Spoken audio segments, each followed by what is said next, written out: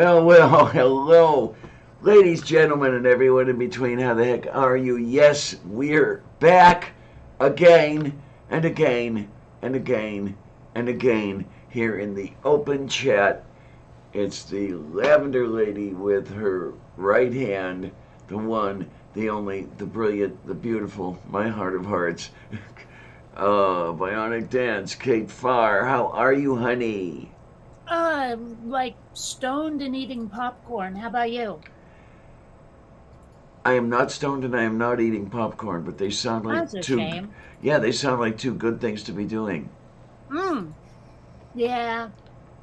Yeah. I also got a fair bit done on Quinn Redshift today. So yay. A lot of it was revising older shots, but I did add at least one new one today. So there we go. Oh boy! And then Yes Ox, The View. Yay! It's The View. Hmm. Which one of us Yeah, is but Whoopi Goldberg? less idiotic if more obnoxious. There we go. There we go. It's perfect. I like it. Oh Hmm. man, I tell you, it's crazy. I am definitely pretty much worn down to the nubs or whatever you want to call it. Because what have we done here? We've done Friday, we've done Saturday, we've done Sunday, and then today. We did Friday. Christmas Eve, right? Or I'm sorry, not Oh, was Christmas that Eve, New Christmas? Year's Eve. I lost track. My gosh, the days are blending together. Yeah, pretty much. Although Yeah. I will say, like, as much as 2021 got its last licks in, taking Betty White from us, I actually have had a pretty decent 22 so far. Okay. Okay. I Hopefully. mean, yeah, we're less than a week in, but still, it's been a pretty good time. My mood is up, the sun is out, which may have helped the mood a smidge, but still, um, I'm getting stuff done. It's just so far, it's been better than the last 2 years. Let's do a couple more of these shows and see what you say. Yeah, well, we'll see. I mean, really, let me feel happy for a while, you a miserable assassin of joy. That's my what do you want to call it? My forte. There we go. Oh man, yes. Mage says, and again and again and again and again and again and again. I just can't get rid of us. Hmm. Oh my word! But what the heck? Yeah, we'll just have a little fun here and sit around and talk about shit. I think I will keep the talking about shit low. Yeah, at a minimum. Yeah, I don't know. I don't know what people think when they hear it. We're talking about it and they hear it, you see. Hmm. Oh, God. The So, audience is already waiting for this to end. yeah, I started watching My Name is Earl. It's a fun show. It's something to have on while I'm working. It's a sitcom about a guy who was really scummy who then, like, has a brush with karma and decides to start making up for everything that was bad that he did. So every episode is him trying to cross something off his list and almost always gets him in a heap of trouble. And it's a lot of fun. I'm enjoying it. Okay, then. I. It sounds vaguely familiar. Mm. I might have mentioned it on a previous show now that I think about it. It's entirely possible. Anyway, it's rare for me to find something new to watch that I actually enjoy, so I'm glad. Yay! Now all you need is to watch the Magic Flute. I'm not into porn, but thanks for the offer. Ah, that would be fun. Oh well. It does sort of sound like it could be a porno, doesn't it? Yeah, I have to sit down and see what I can write. I mean, at the very least, it could be the worst porn film of the last decade or something like that. I don't know. The Last Dead Kid? Dario Corosto. That was just a weird thing to say. Lots of those decades, yeah. Mm. Oh, my word. I've been eating too much peanut butter all day.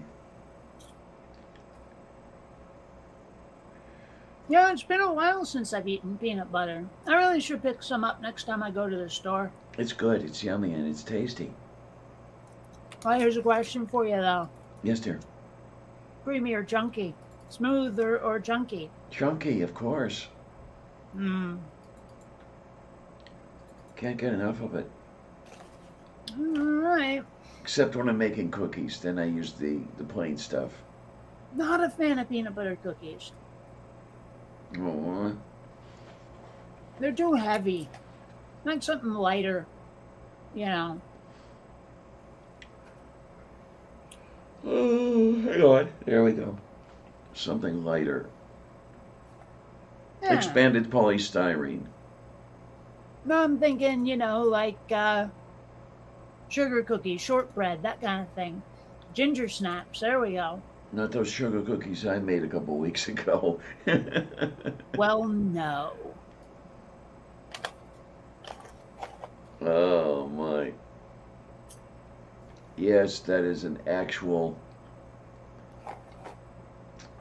Lavender Lady flop. Hmm. They do happen occasionally. What do you guys think? Wait a minute. Okay, now it seems the CDC is bending over for big business, reducing quarantine time to just 5 days. Yep. Hmm.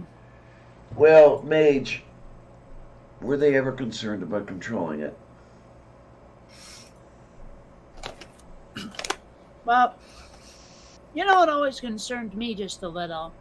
Is those little, like decorative bead things they'd stick on cakes, like in the frosting or whatever. I'm like, are you really supposed to eat that? It looks like a BB. I think I remember seeing something about eating them was not exactly advisable. This is something I think is weird. I don't know if they still do, but I think at one time they involved metallic silver. Which I'm sure can't be good for you. No, definitely not. No. It'll turn you blue. Actually, it sounds kind of cool. Like an Avatar. Or the Smurfs, I guess. But Okay, yeah. But it probably impacts your health a bit more than just your skin color. Probably. Let's see. Blue from silver. Okay, maybe they're made of sugar, but why do they look like they're made out of metal?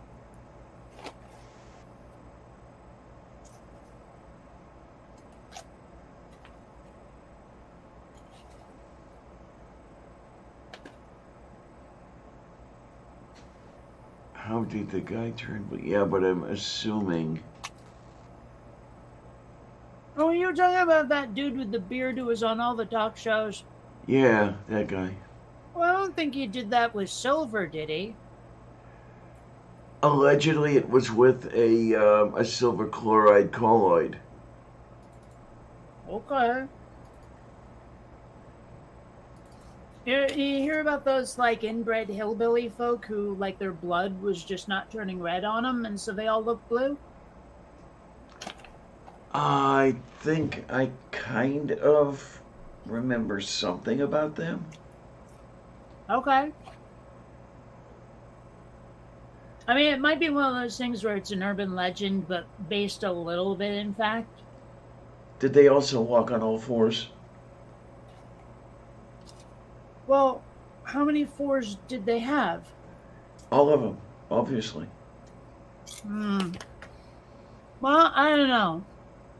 I'd have to see them to get an accurate count. Yeah, I want to know how it turns you blue. It is a strange expression, isn't it? All fours? Like, Yeah. I mean, I know what's meant, but it's a weird way to put it.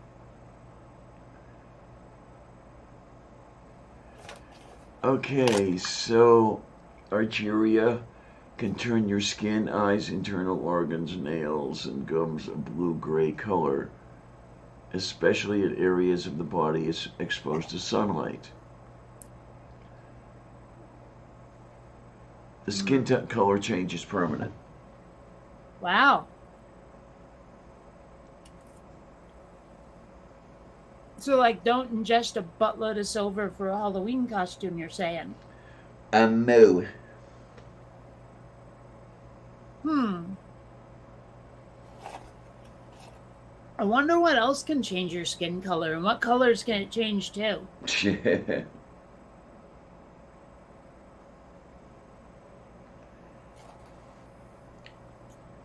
Any purples out there are changing to orange? Well, I don't know. I'm just sort of picturing something similar to the whole thing with the Sneetches, in Dr. Seuss, where, they all get so mixed up that no one knows who started out as a big star on their belly or a small star or whatever, and so they all just sort of had to get along and live with it. Yeah. So, like, if you could go around turning people like orange and green and crap, you'd probably just end up creating a whole bunch of more bigotries rather than, removing them. Well, yeah, bigotry is one of those things that only increases, right? Well, I'm just saying you'd end up giving people even more colors to hate each other by.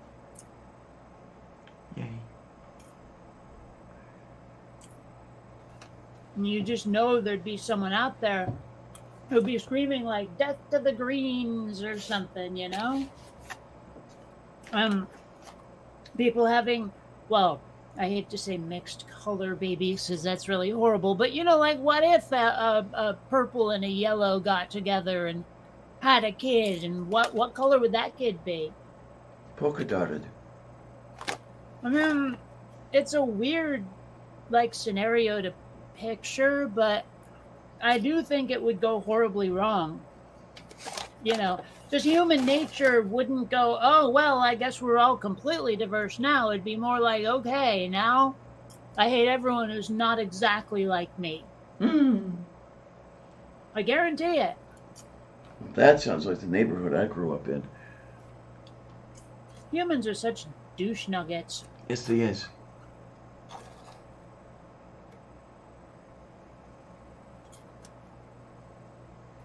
I mean, let's face it, there's only one reason to hate people.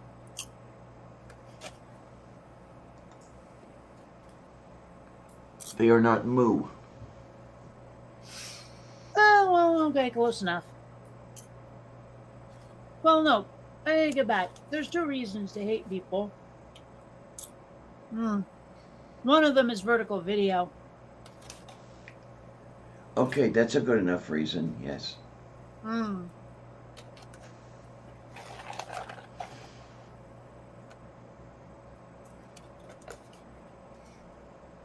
Sounds like somebody's enjoying their munchies. Well, I'm at the stage of eating popcorn where I can't do it with chopsticks anymore. Have you forgotten how, or is your coordination just shot? I'm down to the kernels.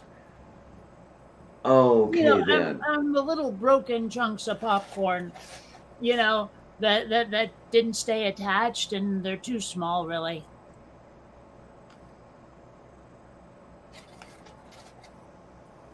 Can you glue them together into one big popcorn? No. Tape them together?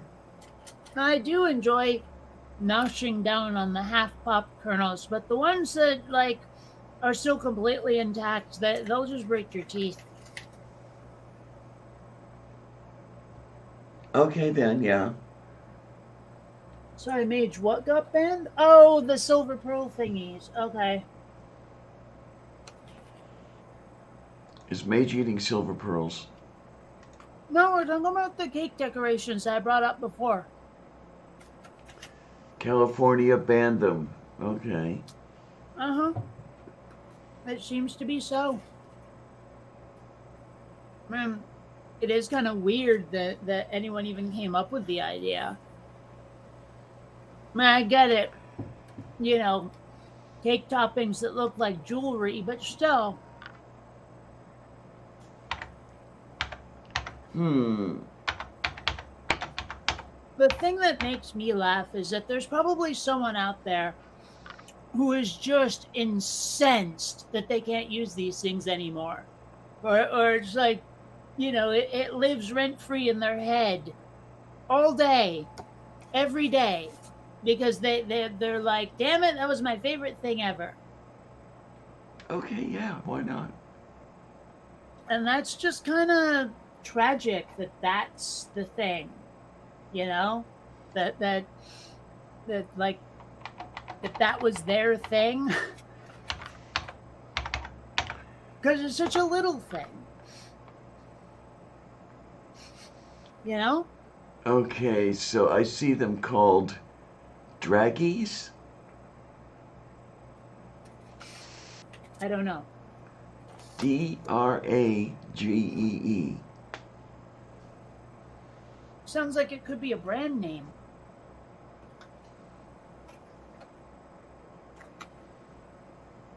Well, this is using it allegedly not, but I don't know. Right? Strange. When small silver balls, known as silver draggies, are sold exclusively for decorating cakes and are used under conditions which preclude their consumption as confectionery, they are not to be considered in the category of a food or confectionery, the guidelines state.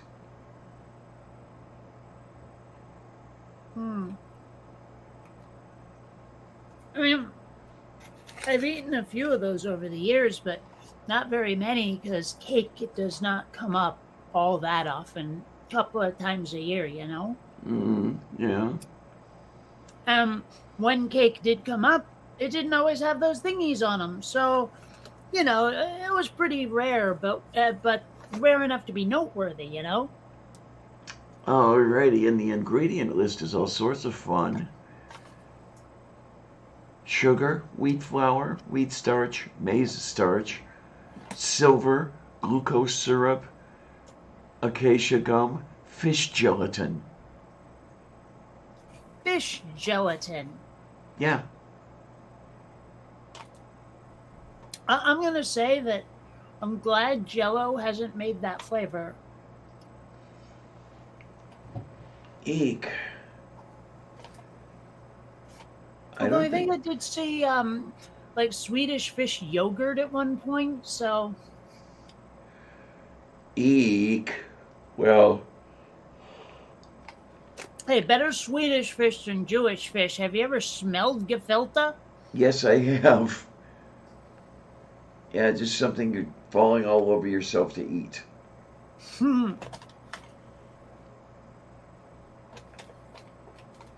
Yeah, I could definitely do without that stuff. Kind of the same way I could do without kimchi.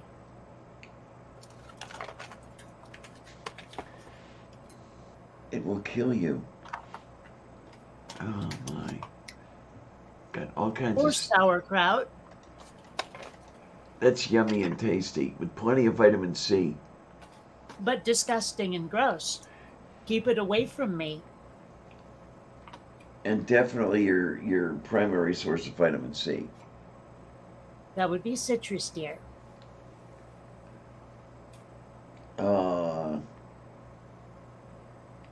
You know me, I love orange juice. I so love OJ.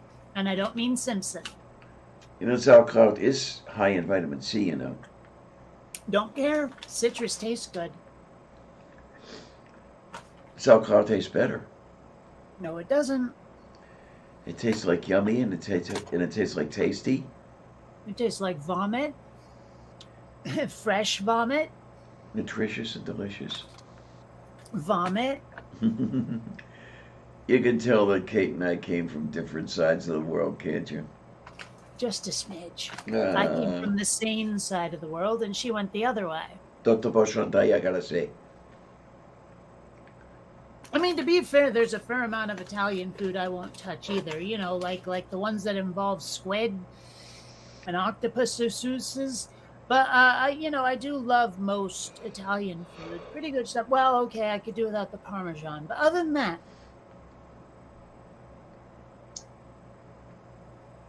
Oh my.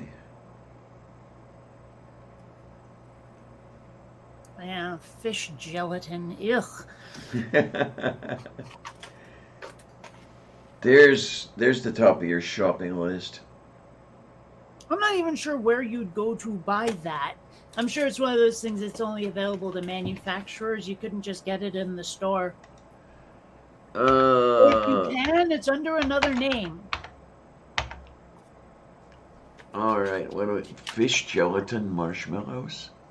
Ew. Oh. Fishmallows. Knox unflavored gelatin.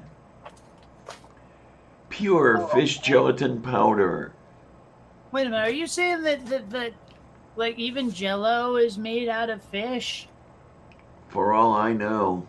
Because I've encountered that Knox unflavored gelatin stuff, and people do use it to make Jello-like desserts. Yes, they do. So, does that mean that Jello is seafood? Sure, why not? Wow. I want to see what this fish gelatin marshmallows is all about. Kosher white large marshmallows. $19.95 for a pack of 4. Hmm.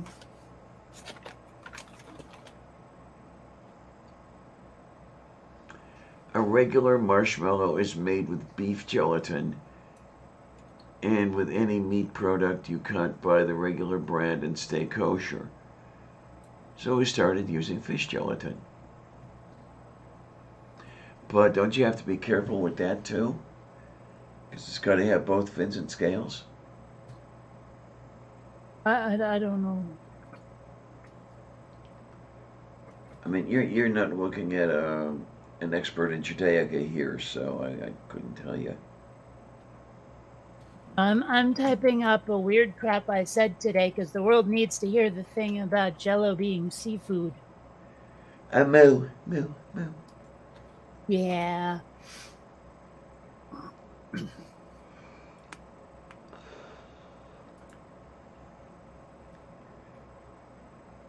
I wonder if they have a fish-looking background for Facebook entries. Well, Doesn't look like it. That's okay. I'm gonna use the weird, funky alien 80s looking one. Okay, Facebook fish background. Oh, stop that. If it's not available, it's not available. Even if I mean, that's the thing. They seem to go back and forth. Like every now and then the available backgrounds change. And so even if they had one at one point, they don't have one today.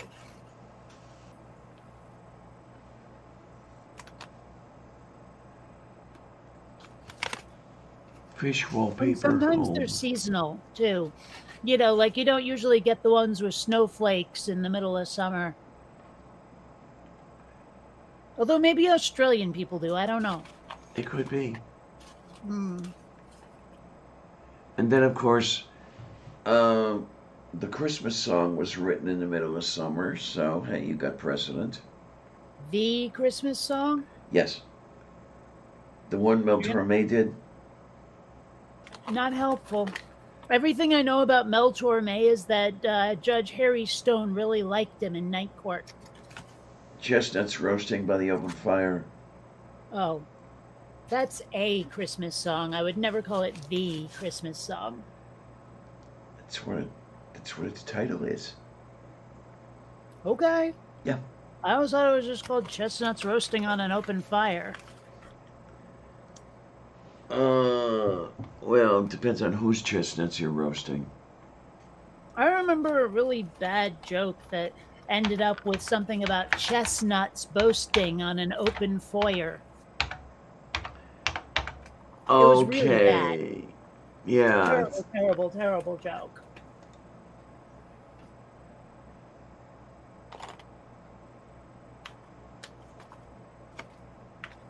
Yep. From Wikipedia, quote, the Christmas song, end quote, is a classic Christmas song written in 1945 by Robert Wells and Mel Torme.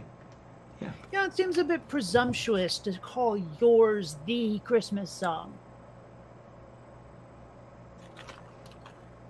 Well, snap up pride of place. Why not? I'm just saying, you know, there's a lot of songs out there about Christmas. To say yours is the Christmas song, I mean, come on, pal. Shouldn't it have to go through some sort of committee first? Sure. Why not?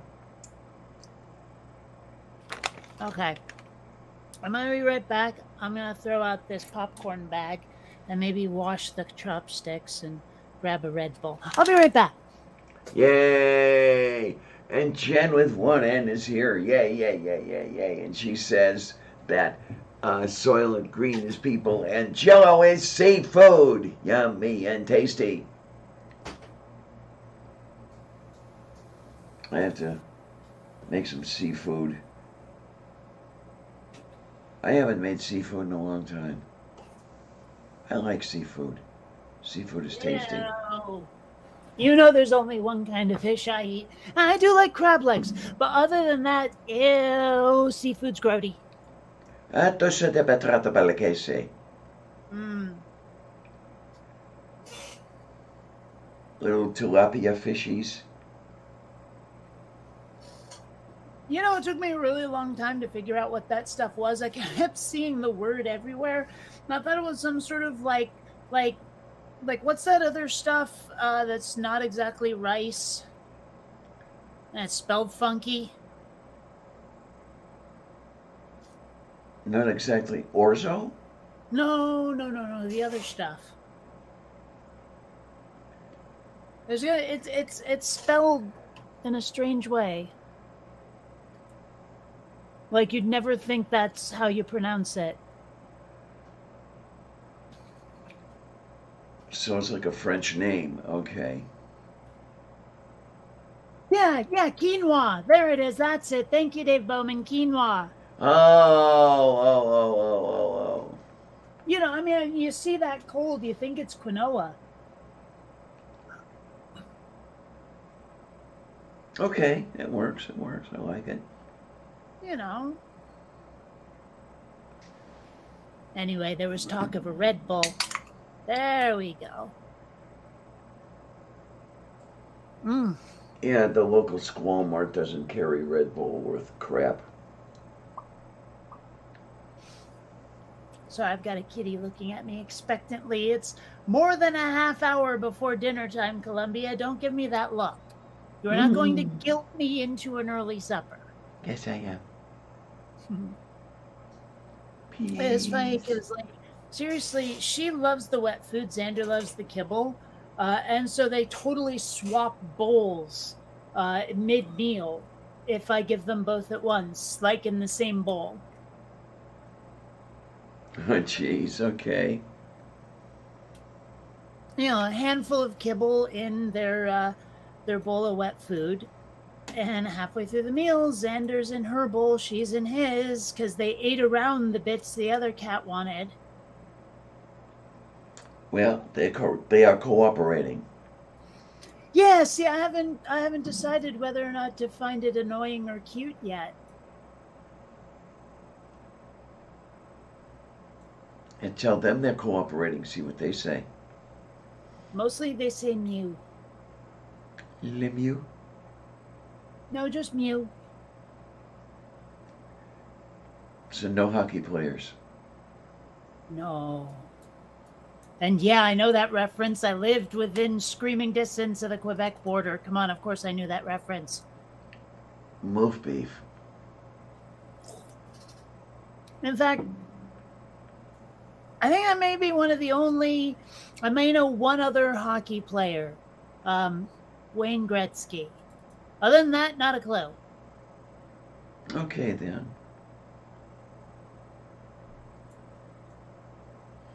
And for a second there, I thought of another one, but I'm pretty sure that guy's a football player. I lived down the street from Jaromir Jagr at the very beginning of his career when nobody knew Sorry, who he was. No idea who the frick that is. That is a hockey player who played alongside Mario Lemieux on the Penguins. Oh. Okay. He came from the Czech Republic, I think. When he was like 14. Haven't they upgraded yet to the debit card republic? Not yet. They're working on it. It's the 21st century over here. What you waiting for, huh? I don't know. I'll just be over here. You get bounced out of the Czech Republic, yeah. I wonder how many times he hears that joke. And how many people who do it think they're genuinely being funny. Čekaj, dosta taj. What? Pa šta to je kada se tebe dinje? What? Yes. Oh. Many much. Yeah, well, it's time for another head. You sound like a masochist. Well, how do you know I'm not the one applying the hit? Dusta veliki. An automasochist. I'm really not sure what to call it, though. Because, I'm pretty sure Toke is, reserved for when it's actually on fire, when you have, a spliff or a doobie or a joint or whatever the frick, right? But with a vape, it is still a toke. But it's not really a hit, because that's usually, acid or crack. Okay, then, yeah. So what do you call it when you take a hit, I guess, off of a vape of weed? You call it some? Yeah, that's too non-specific. Yeah. I don't know. It's something that I've wanted to, because if I had the right term, it might be easier to communicate with people. You see. Yes, sir. You may have noticed I like to be understood, even if I'm not agreed with. As long as someone really truly understood my position, it actually isn't so bad. It's when people have been arguing against something I haven't been saying for ages and ages and ages, and then they act like we're at this big old impasse, and I'm just being a jerk by reiterating everything. But all I really wanted was my position understood, for fuck's sake. She's just a girl whose intentions are good. Oh, Lord, please don't let her be misunderstood. I thought you were an atheist. Moo. And for all I know, you're appealing to some, British aristocrat or something.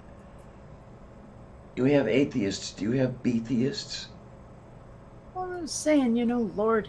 I wonder if, in the first movie released for Star Wars Episode 4, where they called him Lord Vader, I wonder if being a Sith Lord actually comes with land. Do you have subjects as a Sith Lord, or are you just a houseless noble? God, They never really say. Yeah, it must not be fun, though, especially in winter.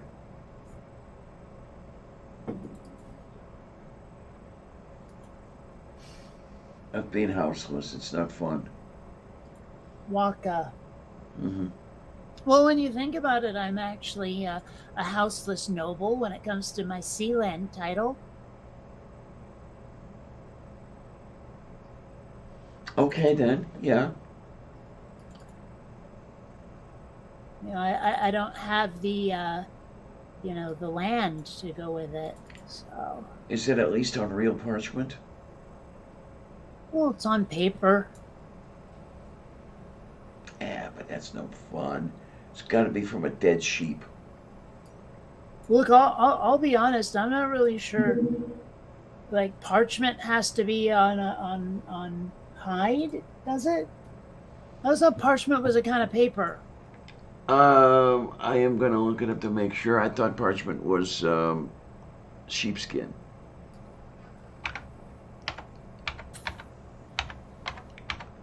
So wait a minute. Do they really make like diplomas out of sheepskin?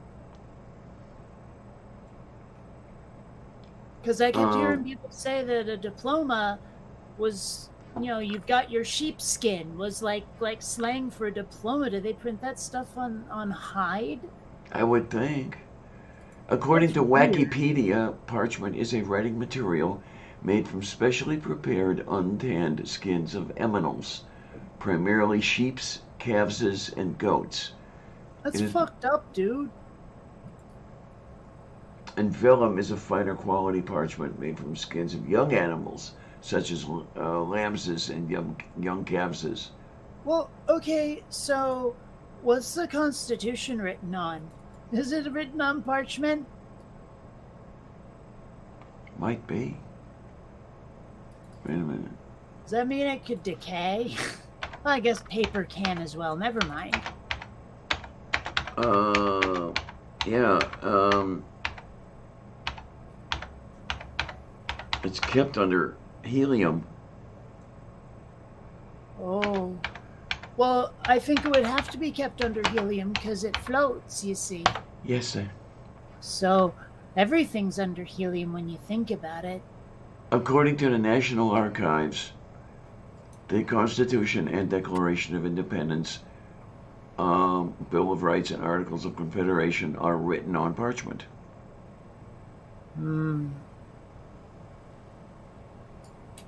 Okay. Well, fair enough then, I guess. I don't think I've ever actually held a scroll.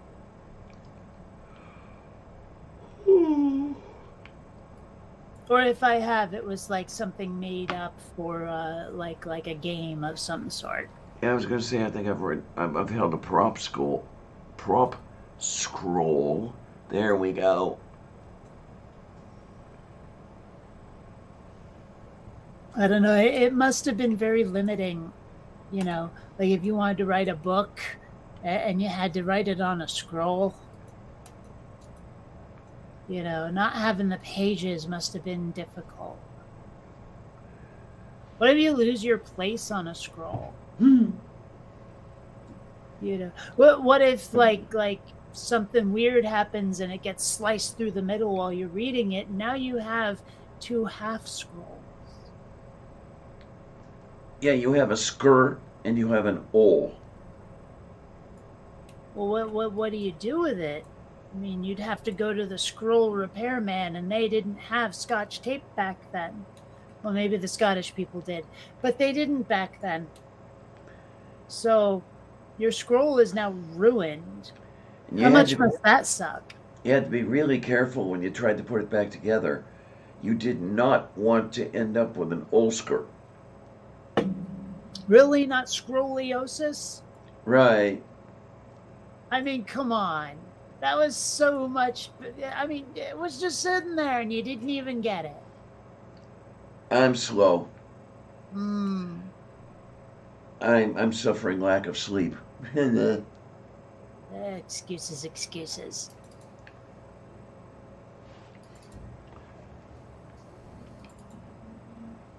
Man, Columbia's giving me that look.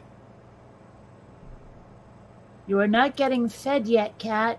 There's still 20 minutes to, 19 minutes to go. And change. Dave Bowman wonders if there were professional scroll repairers and maintainers.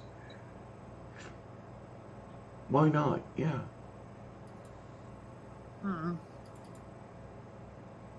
Yeah, they don't have like backspace tainers and escape tainers and that. Just entertainers. Mm-hmm. You see. Okay. There's Topalaco. They don't have. Flop-a-dop, blib-blob-bleep. They don't have subsidiary tainers either. Hmm. Now I'm thinking of that joke with Calvin where it's like, what's a pronoun? Oh, it's a noun that lost its amateur status. Okay, then.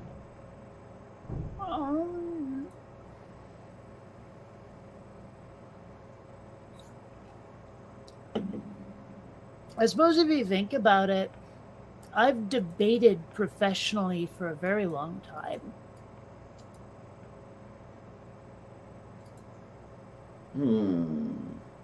Well, I mean, all the debunkery I did on my channel, and the money I made off of it, technically I was getting paid to tell people they're wrong. So, yeah, it would seem that I am, I have been a professional debater, and it's just a shame I can't call myself a master debater, because that doesn't apply. Mistress debater just doesn't have the same, prurient quality, I guess. Moo. But, well. And of course, mistress is kind of a fraught term, isn't it? Yes. Extremely many much. I wonder how that ever came to be applied. But there is no equivalent term now to master. Or at least not one that's immediately understood.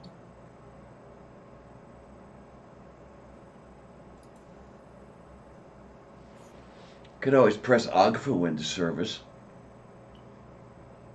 Well, I'm afraid that there is no Ogfu key on my keyboard, so no. No. Don't have a good keyboard. You have to get the premium keyboard. I can type Ogfu on my keyboard. It probably won't be the way you type it, but I could totally do it.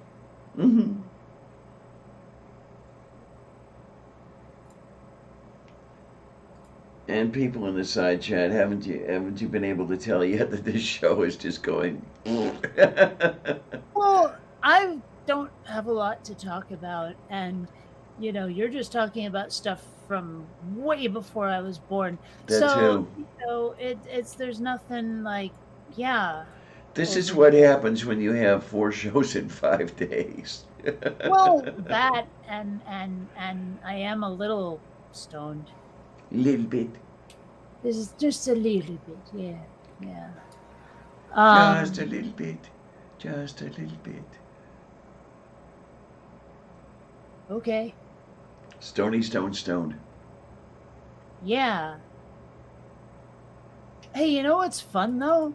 Is like getting stoned, putting on sort of like calming music and watching kaleidoscope videos on YouTube. Okay. There's always something with the timing where it's like, I don't know if they make those kaleidoscopes move in a certain way or what, but something always seems to happen right on the beat. Like something shifts or a color changes or something, you get the big sort of arrow-like V shapes going on right when they hit the... Yeah, so it's kind of interesting. I don't know if it works as well if you're completely sober, though. Well, I suppose if the beat is simple enough, you can synchronize it to anything, right? I guess, but it seems like it would be difficult to achieve what those things seem to. It might just all be in my own noggin. Yep, pretty much. Or it might be that the imagery that they're using for all the reflections is just busy enough that like anything could happen on any beat, because like a stoned mind is looking for the pattern. So on the beat, you're looking for something to change, and there's enough going on that something will. YouTuber Grudge gets high and has debates. It's great. I wonder, that might be fun to try. I bet I'd run circles around someone, but just because I'd be so stunningly full of shit that they wouldn't be able to keep up. Oh, Dwayne Gish. Well, it'd be like a Gish Gallop, but it'd be less just like blather, blather, blather, blather, blather, but like so many rabbit holes compressed into a tiny space that, sure, I didn't say a lot, but I covered so much ground that there's no responding to it, especially since half of it's bullshit. You Yeah, know? that's a Gish Gallop. Well, Of no, one it's not side. though. No, it's not though, because the Gish Gallops I'm thinking of are not ones that, I mean, they go down a lot of rabbit holes, sure, but they're also close to filibuster length. Yeah, yeah. And I was talking about doing something, it's like one paragraph, but about 1,000 rabbit holes. You know what I mean? Oh, that would So be it's fun. so it's a density difference, is what I'm saying. I don't mean the thickness of the participants. No, you meant the incorporated area called Den, right?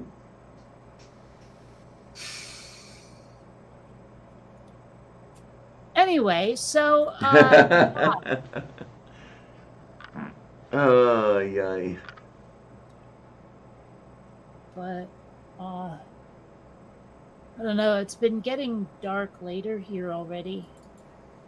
Like noticeably so. I didn't look. Um, I guess to see what was sunset. Oh, you can't go by sunrise, sunset like that. It's a visual thing. Like, I mean, even if they say here's the sunset, if you get the right weather, the clouds will be illuminated from underneath for ages. Right, but I mean the time that the center of the sun goes below the Yes, but I'm horizon talking gives you an about the idea. but I'm talking about the experience of looking at the sky. It's different. It's not the same thing. You're not going to get that out of numbers. Date por sure. Oh, Balokoshe. Man, I think you'd appreciate this, you who goes to baseball specifically to eat hot dogs and be around people cheering instead of the game. But the game is a necessary element. Yes, but the point being that you are all about the experience in that instance. When I start talking about the experience of a sunset, all of a sudden you're Little Miss Technical. No, it's just that you get an idea of when it happens. No, no, no. It's not about when. It's about looking and seeing. Moo. That's why I say, like, the weather can have a big ol' effect on whether or not it seems lighter out still. Don't mind me. I gotta. So I am very much talking about the perception of time and light out and all of that, rather than the science of it at this time. I mean, usually I'm one who's all for the science of it, but this is different. It really is. Oh, hush you. Not time yet. You have 10 minutes before you're feted. And if you keep it up, you'll be fed to the dragons. 10 minutes is 10 too many. Yeah, well, their feeding time used to be an hour later, so they can cope. Oh. Oh, yay, mage. One paragraph, but 1,000 rabbit holes. Sounds like Diana. Yep, pretty much.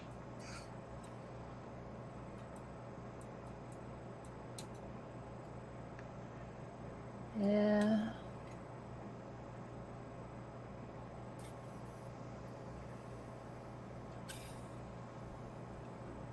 Well, Dave, 2 out of 3 is all right. I used to smoke. Wait, what? Dave said, love this group of people. So cool to be with folk who reject God claims and smoke and dig science. Well, I think that by smoke we're talking weed. Yeah, I haven't done that in a hell of a long time. Yeah, me neither.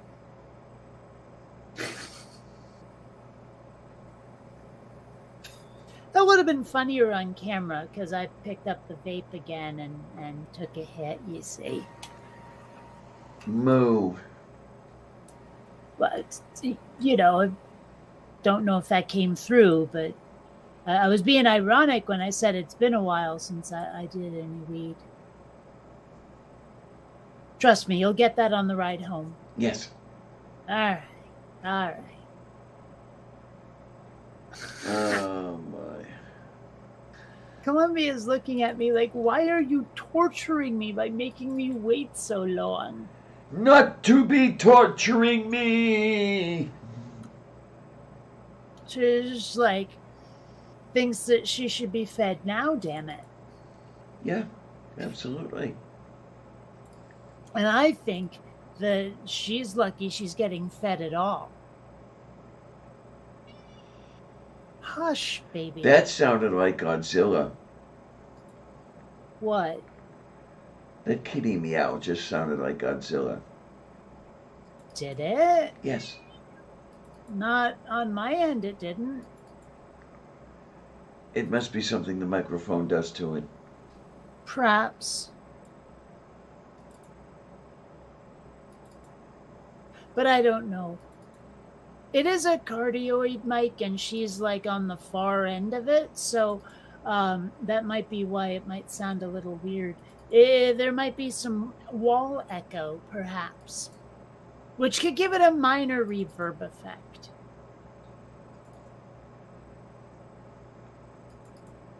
Wait a minute. Ox said that I lie about something, and Dave Bowman says a giggle came through. I don't know what you people are talking about.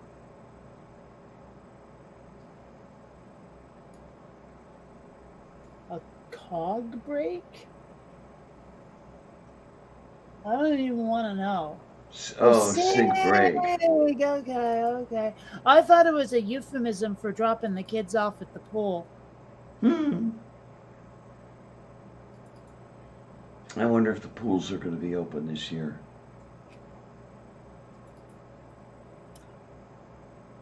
I don't know. Okay, here's a question. What does chlorine do to COVID? I mean, you remember they were saying drink bleach? Yeah. It might be that, I mean, 'cause don't fucking drink bleach, people. That's stupid. Don't fucking do it. But, I mean, it may be that if you're swimming in a pool that's chlorinated with all the water, you might actually be pretty good against COVID that way. I don't know.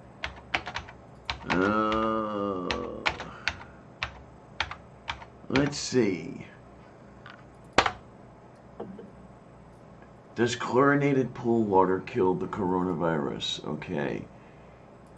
This is from Hackensack Meridian Health, just the place you want to go to answer these questions. The U.S. CDC says that when swimming pools are properly maintained, the chlorine in the water should, quote, inactivate, end quote, coronavirus, which would prevent the virus from spreading. Sounds good to me, you know, vaxxed and boosted and chlorine. I'd go swimming in a pool. Sure. Sure, why not? And, you know, I have a lot of good memories of swimming pools back in the day. You know, like when there was a good diving board and all the kids would like dive in and then circle back around to dive back in. Like hardly anyone just swam. It was always the diving board. Mm-hmm. I miss that. Can't have any of that stuff anymore. Well, who knows? Maybe someday I'll get all rich. Hopefully not famous. I'd rather just be rich so I can make my own damn pool.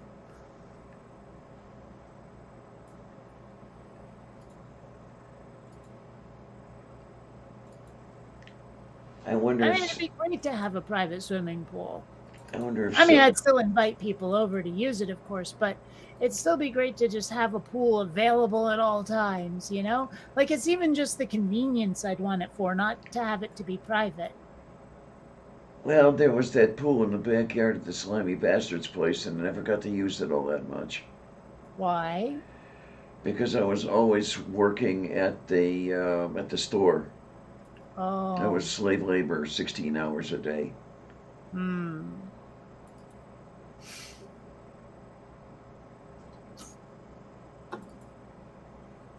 Of course, I live pretty close to Lake Champlain, so summer was usually like, Mom, Dad, going swimming, be back for dinner kind of stuff, you know.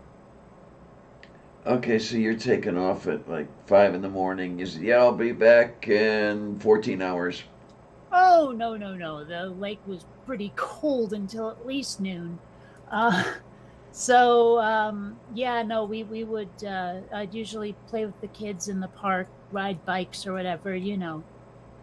Or there was like when we got old enough to really be on our own and stuff, but not so old that we were, in high school yet. A bunch of us would get garbage bags and scour the neighborhood for cans so we could trade them in for money to get candy. Oh, yay. That was like something you did a lot during the summer. Now, It was pretty cool. did people litter just on your account? I could throw No, this away, but I think I'm just going to throw it on well, the lawn here so the remember kids will get it. it was like early to mid '80s. Nobody recycled yet. Okay. It was there were cans freaking everywhere. And like it was just a thing. People didn't even care that they were littering at all. But that did work out to the benefit of me and my friends because that enabled us to trade the cans in.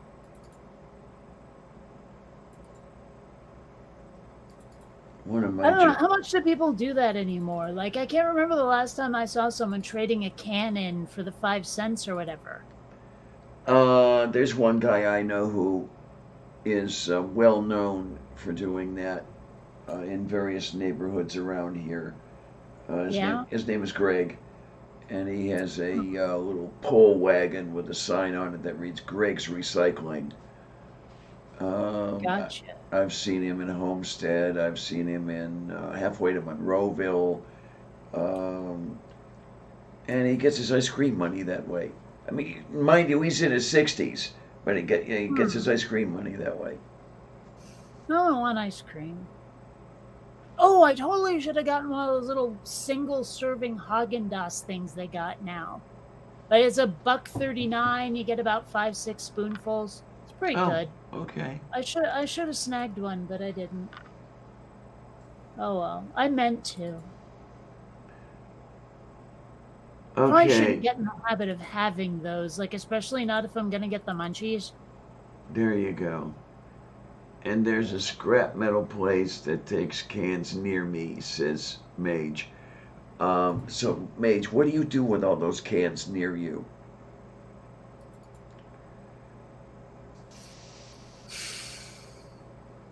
Wah, wah, wah, wah. Yeah, it's just low hanging fruit, Diana. Low hanging Yes, fruit. yes. Easy to reach. Yeah, but not worth having.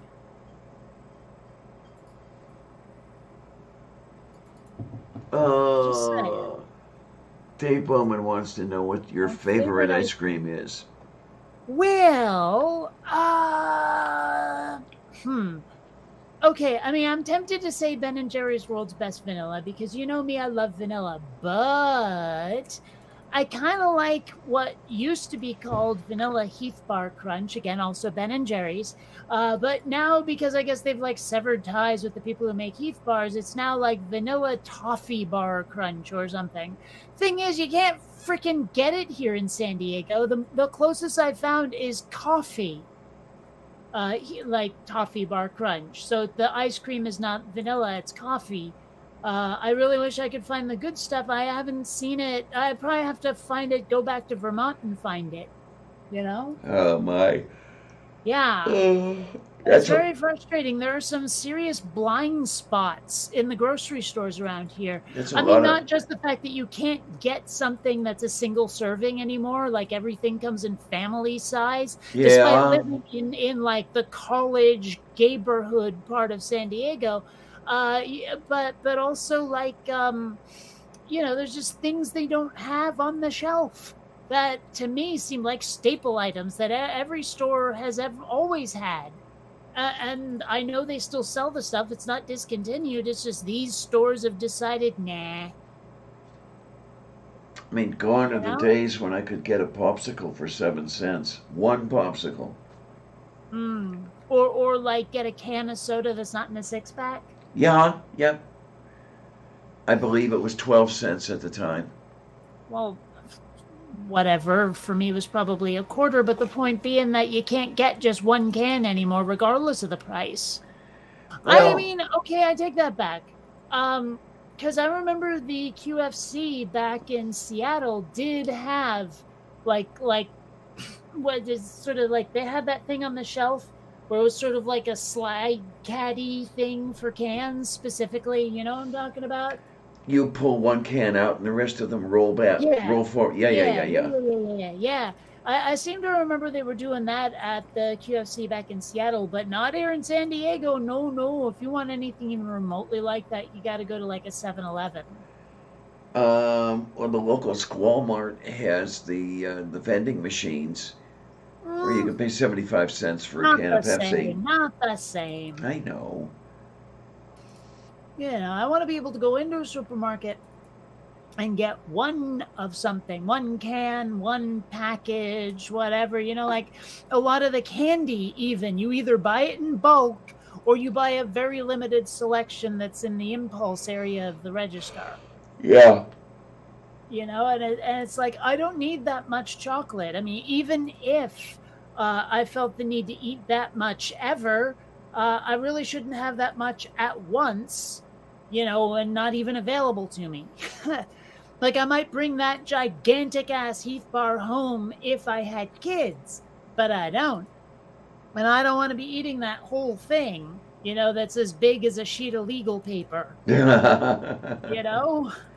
Well, I can't even get those anymore. I used to get candy bars, um, a half-pound chocolate bar. I used to get at the local drugstore. Take a walk, go to the drugstore, eat the candy bar on the way home. I, um, they've shrunk so much anymore that you You just must be can't. looking in the wrong place because I can find these things. Seriously, I was only slightly exaggerating when I said the size of a legal pad. Okay. I mean, I'm lucky to get something the size of a dollar bill.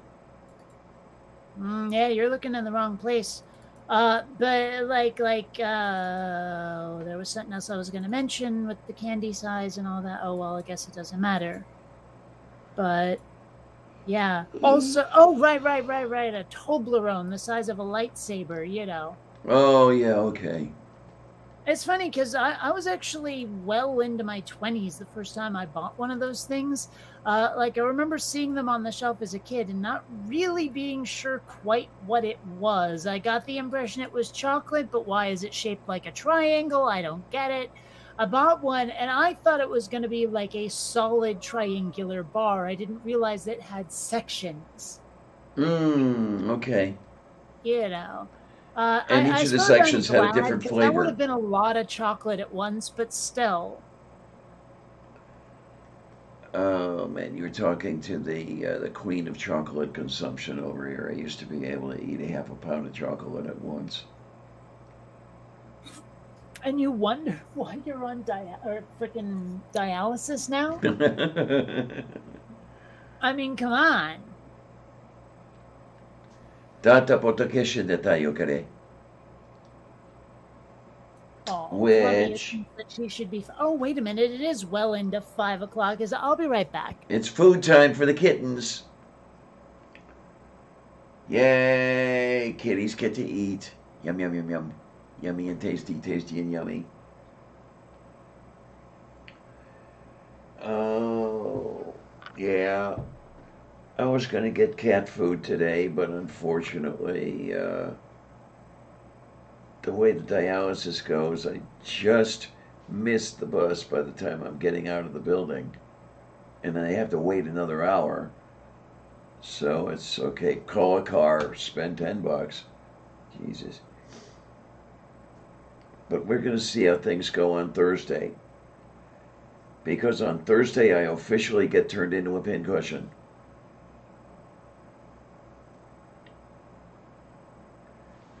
Oh.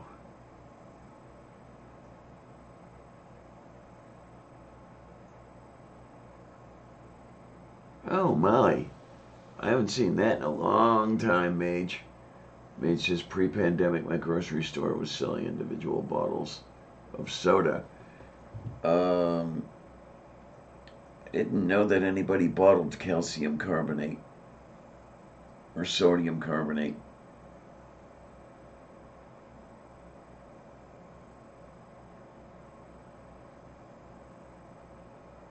Yeah, calcium carbonate is chalk.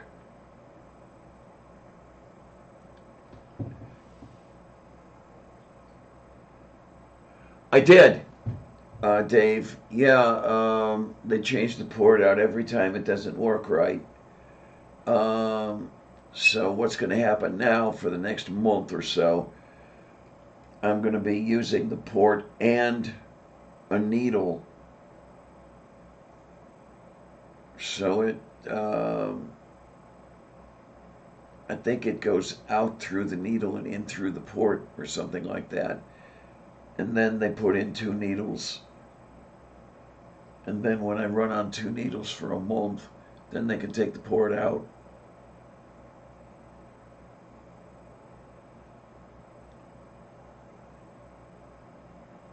So, I don't know, as much as I'm not looking forward, there you is. Yeah. Hey, you know when you like go into the kitchen, you're thinking I'm hungry and I should make some food, and then you look around and you're like, I thought I went shopping. Why do I have no food? Did you eat it all? No, but I mean I have a lot of food. It's just not stuff I want to eat, and a lot of it is just still in ingredient form too. Oh, yeah. I started using that term. I picked it up from you. I've got a house full of ingredients, but no food. Yeah. Oh my, but yeah, Thursday I get turned into a pincushion. Fun. Right. Well, if all goes well, and of course it won't, that means that it won't be long before I can actually take a real shower again.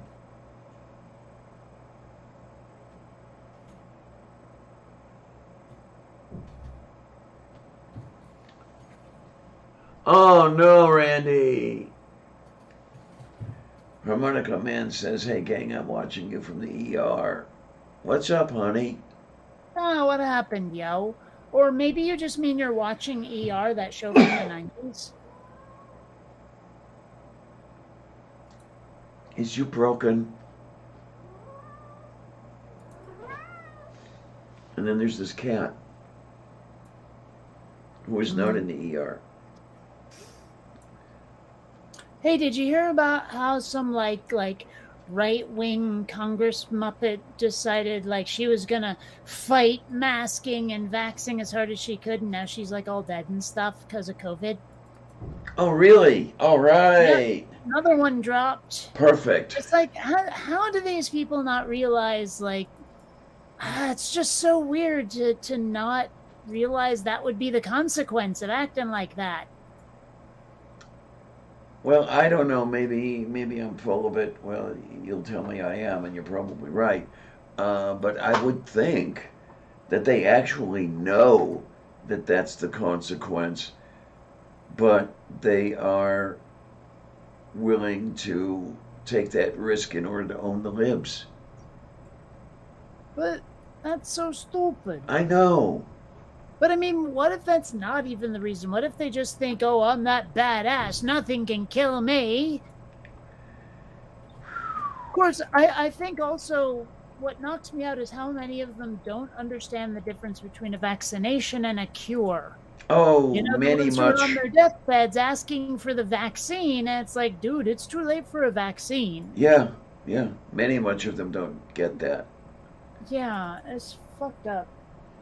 Wait, so, oh, heart attack, you say? Yikesies. Oh no. Kistete Petrosie. Well, it's weird to think you're watching us while you're possibly having a heart attack. That's kind of weird, but okay. I choose to be flattered.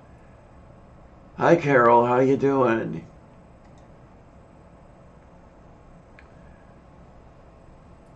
Oh my. Yeah, that's what they all say, honey. Hmm? Randy Oh, I'll be says, I'll be fine. fine, yeah. Yeah. I think I'll be coarse. I usually am anyway. Shut up, Clarion. What? Am I wrong? I'm usually quite objectionable. Walking right into that one, dear. A lot of people say it. Oh my. And there's the little one over here. What you up to, little one? Of course, I don't have to actually make a meal. I could just have a bowl of cereal. Yeah, you could. I don't know. I'm not sure everyone here wants to hear the crunching. Crunch, crunch, crunch, crunch, No, crunch. it wouldn't be crunch, crunch, crunch, crunch like a mouse. No, no. This would be more like bulldozer versus gravel. Well, I mean, it's a very sturdy cereal, is the thing.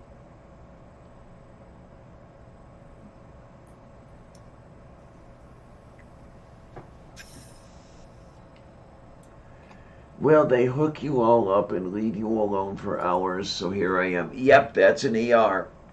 Lovely. Yeah, I've been in a couple, but mostly for injuries. Oh man, it's amazing. The last couple times I was in an ER, because I've been twice in the last 6 months, the number of gurneys that are out in the hall, occupied gurneys out in the halls. And I guess a lot of it has to do with COVID. Hmm. Well, the thing that knocked me out was there's this like article saying they were turning away like people that were genuinely in need of healthcare, like for non-COVID reasons because they were too full with COVID people Yeah, and they were turning away the folks who were like injured or having heart attacks or whatever, telling them sorry. I'm sitting there thinking, given how much like COVID is had like catching it to the point where you're about to die is usually your own doing at this point. I mean, at this point in the pandemic, now that we have all this knowledge, it's got to take a lot of stupid, a lot of non-caution to get into either that or one hell of a breakthrough case. But still, it seems to me that you should take the people who Darwined themselves and put them to the back of the line. and then if you do that, they will file lawsuits, and this being the U.S., they will win. Will they though? Well, I mean, you've got some people winning some pretty weird ass lawsuits around here. Not what I meant. I mean, will they still be alive enough to sue? I mean, sure, I suppose their next of kin might take up Yeah, that torch, but still. there you go. I mean, just like the guy who died of lung cancer, uh, knowing full well that the 10 packs of cigarettes a day he was smoking or whatever the hell it was would very likely do that to him. And his next of kin sued, and they prevailed. That one's just fucked up. Was it Wait, was that before or after the Surgeon General's warning? after? Hmm. Much after. Do you remember about the time that the cigarette taxes started going through the roof? You realize I didn't smoke, so I never would have noticed. Oh, I don't know if you were reading the news or anything like that. Okay. What, seriously? When did this happen? Roundabout. You don't have to be exact. Oh, I'm thinking. I hope I'm not too wrong if I say 15 years ago. Yeah, I was kind of hoping for a specific year so I didn't have to do the math, but it sounds like a time, maybe around about when I might have started thinking about perhaps paying attention to the news a little bit. But no, I honestly do not recall this this event. I've got to find. Okay, cigarette tax increases 2000 to 2021. Let's see what we've got here.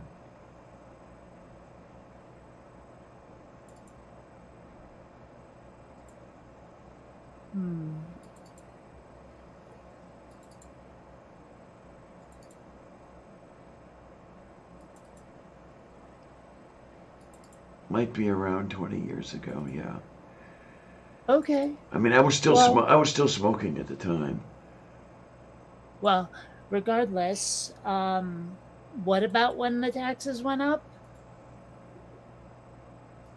Well, that's when this suit was filed in Florida, and it was one of the Oh, right. reasons that the taxes went up. Oh. But, I mean, on what grounds could a person win that case? You know, like oh, the warning on the pack, you know, and all of the reports over all this time, there's no way he didn't know. So how is it that this is anyone's fault but his own? Right, you would think. No, I'm not on the side of the corporation, but at the same time, the responsibility clearly lies on his own shoulders. Now, granted, I heard some stuff, and I don't know if it's true, about some companies that were making their products extra addictive. Oh yeah, I've heard about that one. You know, and sure, I think I could see a case being made on that one, but still, if you start smoking and you don't know what you're getting into at this late date, I'm thinking that's on you there, Chester. I'm just saying. Oh, I don't know. Why not? I mean, if any of my problems are due to my smoking, then I know that I did it to myself. I've got nothing, no place to go. Well, I'd say that the 8 pots of coffee a day might have had something to do with it. I mean, tell me that doesn't do a number on the kidneys. Well, probably makes them work overtime. Well, I'm just saying, you did that for how many years? Oh, Jesus. I don't know, maybe 50. Well, I mean, I'm telling you, that wasn't the best move in the world. Oh, my word. You used your body pretty hard. Yeah, you can't say that I gave it any Practice special. moderation. Right. I'm not sure I can pronounce that. What, moderation? That one. Oh. Well, okay. Oh, yay. Oh, son of a bitch. All right, well, no worries. Tostacale? It's an order problem with Amazon. Don't worry about it. They're not going to send you your grass. Well, they weren't going to anyway. I can't order it from there. Oh, darn it. Actually, it's a little, well, okay, the guy who usually delivers my weed, at first they told me that he was down with COVID, but it turns out that, it's his girlfriend, and so he's been taking care of her, and that's why there hasn't been delivery service for, a week or two. But it sounds like she's coming out the other end of it, and he should be back on the job soon. And I hope he's okay because, sure, I only meet him for a couple of minutes every couple of weeks, but he seems like a really nice fella, and I hope nothing bad happens. Yay. Yay. I'm not sure where I was trying to go when I started that, but there was something about getting weed delivered, and I guess that made me think of him. The only problem is that it's hard to cheer for him because his name's Brandon. Oh. And that was not a dad joke. Well, it was, but it's not an untrue dad joke. His name really is Brandon. There really is a guy named Brandon who does the weed delivery. Poo-poo. What? You'd rather I made that up whole cloth? No, I'd rather it be called, Stephanie, I know, but that's yeah, just you okay, being yeah. weird. Yeah. Uh, I don't know. Not sure why I chose Stephanie. I guess that's just what was in my heart at the time. Actually, I've been watching a lot of Scrubs, which I probably shouldn't because I've watched the series so many times. But you know how Dr. Cox is always calling JD by a girl's name? I bet I got it from there because I've been watching a lot of Scrubs. Testa Tapaliki. That's my guess. And no, I did not know how he does that. Huh? And I did Oh. not know how he does that. Well, of course, that's, pop culture. You've never watched Scrubs? I swear, if there was ever a sitcom you'd be willing to watch that was from the modern age, I would imagine one set in a hospital would be it.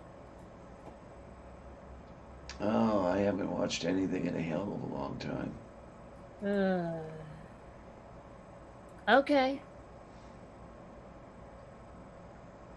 Well, I did hear a concert of Handel's Messiah over YouTube earlier Oh, today. hush you. That's not new. That's not pop culture is what that isn't. But it's good. Doesn't count though. It doesn't have to. The conductor does that. Waka frickin' waka. Seriously, it doesn't count. You have to watch something that's a bit more mainstream, or it doesn't count. I don't know how much more mainstream you can get than Handel. Bach, Much maybe? more.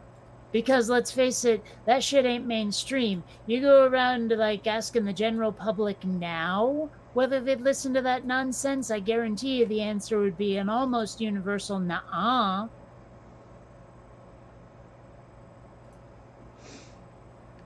Man, I'm saying that by today's standards of pop culture, that shit totally isn't. it's amazing that when I used to get out and get to concerts, which unfortunately I haven't been able to do in a long time, how there would not be an empty seat in the house. Okay. So? I mean, is it the same as, say, a stadium filled with hundreds, if not thousands of people with crowd surfing and folks holding their lighters up and all of that stuff? Maybe like the odd fan or two flashing the band, hopefully just her chest and not his. But you know what I'm getting at. So, it's not the same thing, is it? That would be a whole bunch of fun, man. What, crowd surfing to bullshit orchestra music from hundreds, if not thousands of years ago? That's Dr. Rayo Grosso de Baranya. Well, I gotta tell you, that sounds to me like crap. Flashing the orchestra. Yeah, no. Last thing I need to see is some crusty old dowager throwing her stained knickers onto the stage and shouting for one more lute playing of Greensleeves. Thank you, but no thank you. You have no idea how much I fucking hate that song. Seriously, it's like the most, I don't know, angsty, whingy, whiny little song I ever freaking heard.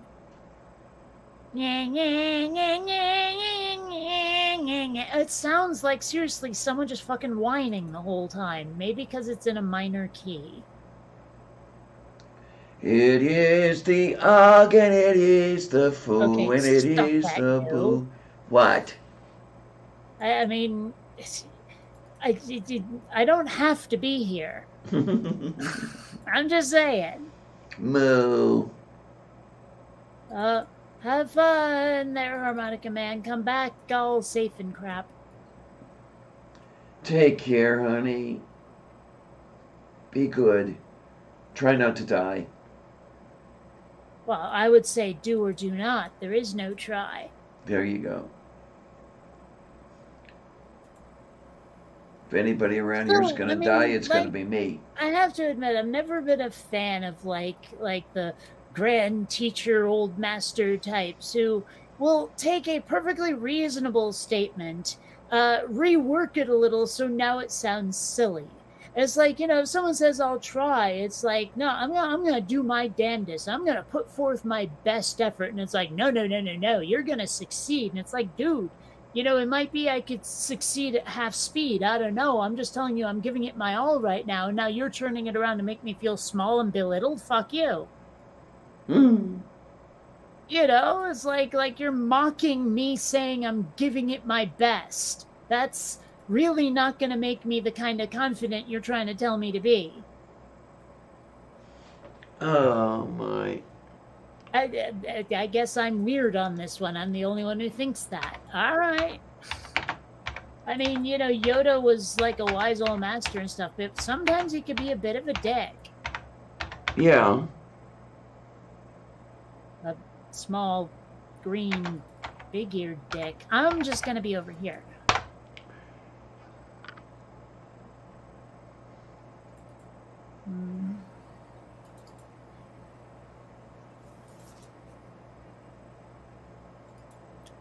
I suppose when I was saying that all I had was ingredients, really, was because aside from cereal, I only have food that needs to be, like, made. Even the pasta would need to be boiled, and I don't think anyone wants to hear the slurping anyway.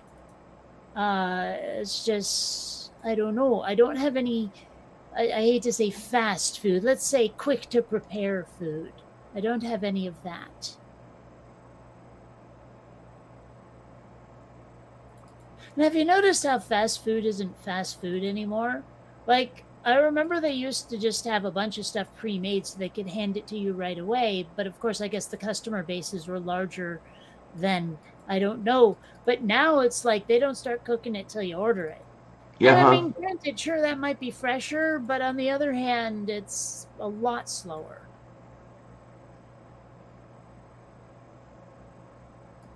I'm not sure which one, like, I'm not even complaining at this point. I don't know which one I'd prefer. I'm seriously mulling that over. Would I prefer the convenience of pre-prepared, or would I prefer, that everything be cooked right when it's ordered so it's the freshest it can be? I don't know. Oh, I forget if I mentioned this. Like on the Sunday show, I was talking about how there's a bunch of laws that have been passed in California recently, and some of them are actually pretty good. There was one that said, like, all restaurants and supermarkets now have to donate what they call waste food to like food banks and stuff. So it's like the things that are past their expiration date but still pretty good. Okay. Or that slice of pizza that didn't quite pass muster but was still, perfectly edible kind of thing. Like now that's required to go to food banks and things, soup kitchens and the lot. Okay. I don't know if that's Like, good or bad. I don't know what the penalty is for non-compliance, but I'm sure that will help hungry people. Actually, I wonder if that's what happened to all those gingerbread men that I thought I'd get on the cheap, like the day after Christmas. Maybe they all got donated. Like, I don't think the law had taken effect yet, but maybe that was just them getting a jump on things. I don't know. Could be. I kind of wish they had waited a couple of days, like till New Year's, because I totally wanted to buy some gingerbread men, but oh well. And what the hell? Like if some homeless person got free cookies and I didn't get to buy that packet, it's fine, I'll live with it. You know what I mean? Mm-hmm. Suppose I could make some ramen, but even that's not that fast, and there's still the slurping factor.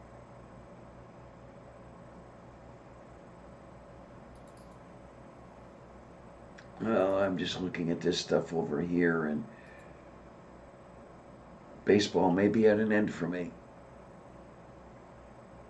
Well, I doubt you'll make the team, no. Hey, here's a weird question. Why do they pitch underhand in softball? I never actually played either one, really. I'm not sports people, but why the hell do they pitch underhand at softball? I am not too knowing. It's not that it's softer than an overhand pitch. You should see some of these. Softer. Well, you should see some of these kids. They can send a bullet from the mound to the plate underhand. Well, yeah, but I still don't understand why it's not, like a baseball pitch. Oh, what do we have? What do we have? Why is softball underhand?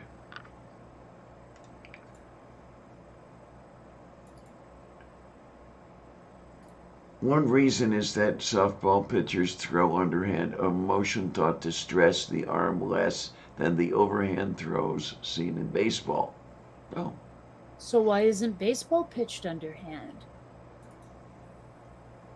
Because they're macho? Okay. I don't know. It just always seemed like a weird, I don't know, is discrepancy the right word? Not really. Just a weird distinction from one to the other. It didn't follow that larger, softer ball meant pitch underhand. It sounds like what they're saying is girls can't throw. I don't know. I've seen some girls throw pretty hard. Yeah, but that's the stereotype is that girls can't throw, and that these games are kind of on the archaic side at this point. And so like they probably created softball for women because quote unquote girls can't throw. I mean, remember this is in the same era as like, tree forts with no girls allowed painted on the sign, Yeah. like so segregating the sports like that and making the girl game easier sounds like something people in the 19 whatevers back in the early part of the century would have decided to do, doesn't it? It has that flavor. Maybe. Yeah, I mean, I'm just guessing, but it sounds like the kind of thing people back then would have said, yeah, this is how we're going to treat the girls who want to play sports. But like I'm getting sort of League of Their Own vibes here, you know what I mean? Just saying.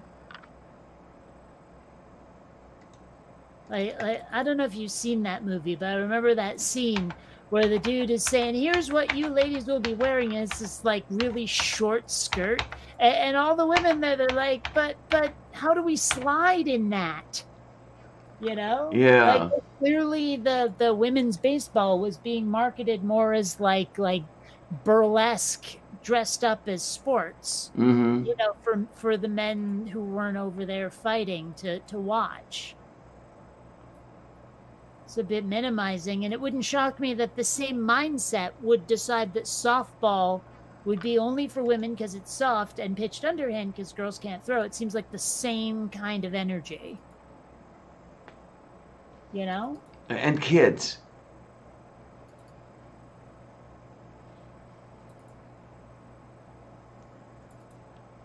What? And kids. What about kids? Softball for kids. In gym class. Kids played baseball then too.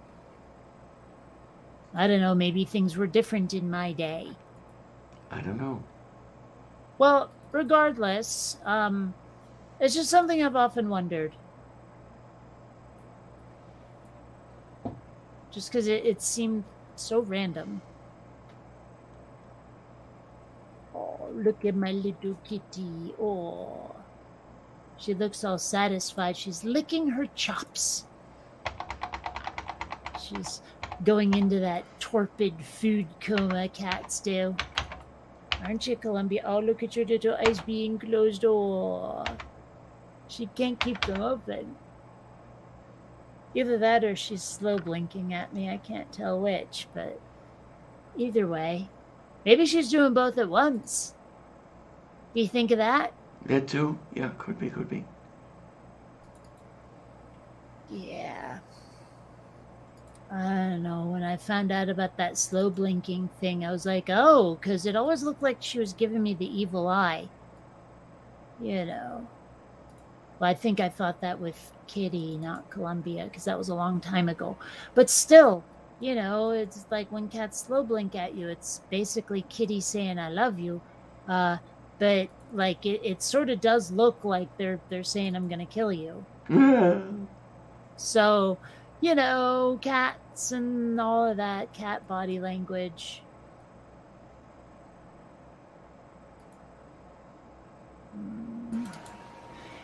I'm in this weird mood for hot wings. I'm not going to get any. It's probably like really expensive, especially to have them delivered right now. But I feel the craving for hot wings. I might have one of those chili ramen packs left and some shredded chicken in the freezer. I could maybe do that. It's a little like college dorm / trailer park, but I could do it.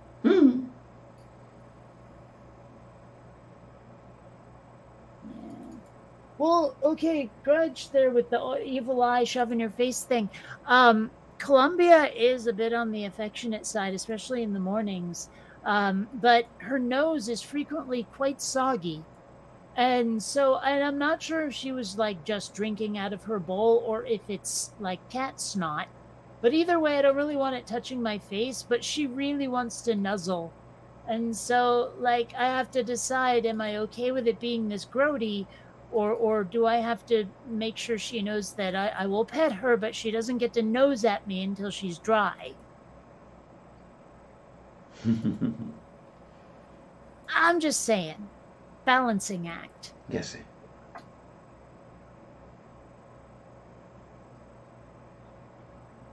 Okay, quick, be interesting. You're asking me to be interesting. Well, I was just interesting for quite a while. I think it's your turn. Oh, I don't know. I'm looking for Little League Baseball locations. Why? Yeah, maybe I can see a Little League game instead of not being able to get into Major League Stadium. Have you thought about maybe splitting the difference and going to a minor league game? Because, like someone who's not a parent sitting around for a minor or for like a kid game, a little league game might be a little creepy. I'd have to rent a car to get to a minor league game. Okay. The closest minor league game team is in Washington County. And for all I know, they've got shitty bag rules, too. Shitty what rules? Bag rules. Now, either you mean bag is in one of the bases, or you mean you can't bring snacks. You can't bring anything. You can't bring anything the size of a purse. Okay.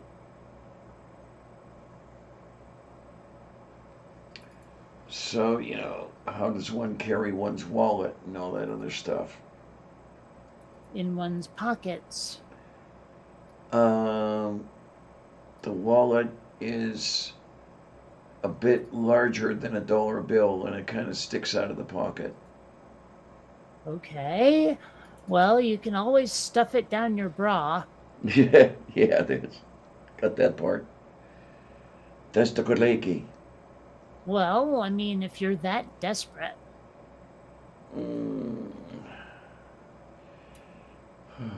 Anyway, let me look. I know what I need.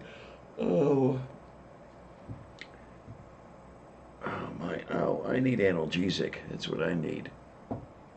Okay, well, just remember that's how it's pronounced.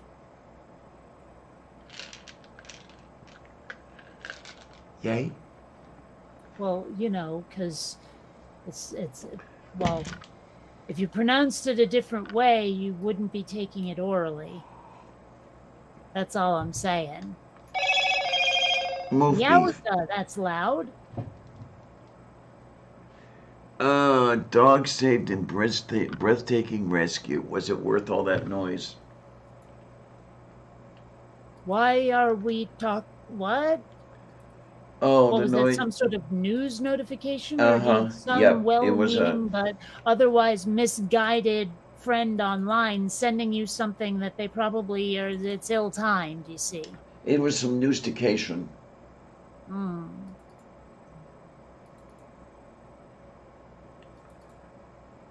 Well, Grudge, like, it depends.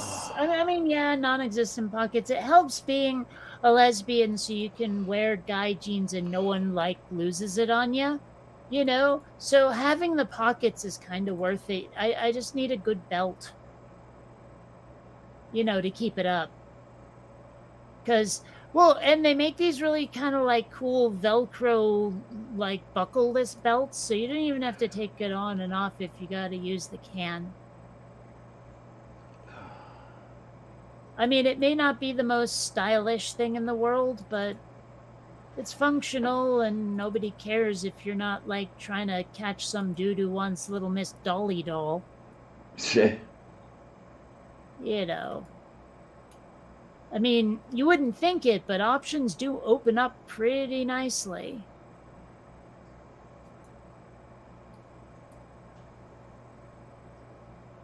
Or maybe it's just me. Maybe. Could be. Oh, God. Oh. Don't get old. It's not worth it.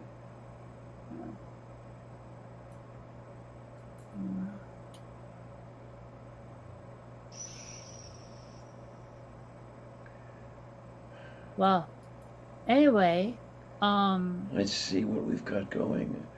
Because I don't have the ow, ow. I think you do have the ow ow. Yeah. Seems like a very strange thing to say. I don't have the side chat up. Let's do something about that. Oh, not a lot is being said. A few things, but not a lot. Yeah, Parrish, there's a few things or a few people to whom I'd like to give a good belt. Maybe that's not what you meant, but you know, a belt or a slug. That's the felicky. But they can't have a hit. This vape's all mine. It's interesting how belt and slug can both apply to violent gestures and drinks. I was thinking the accessory when I thought of belt.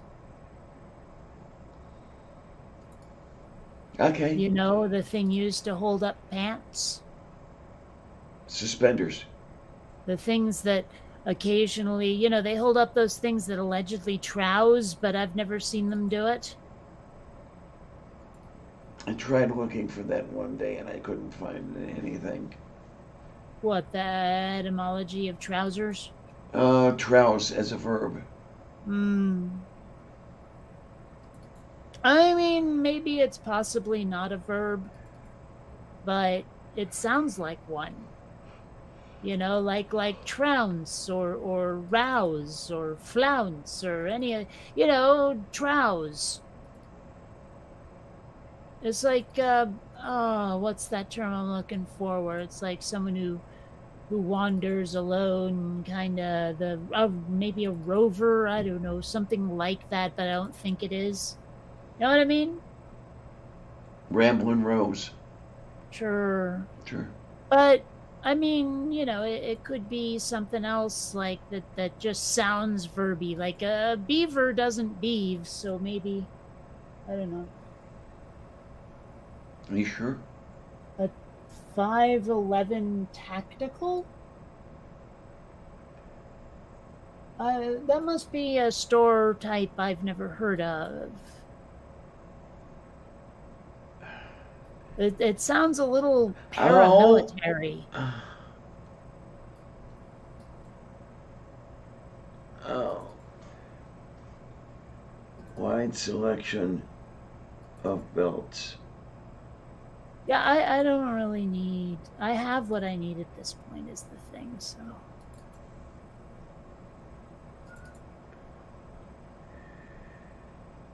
But thank you. Tetto Korosta. Flabada, blib blah bleep. Oh my. Hail Eris. Yeah.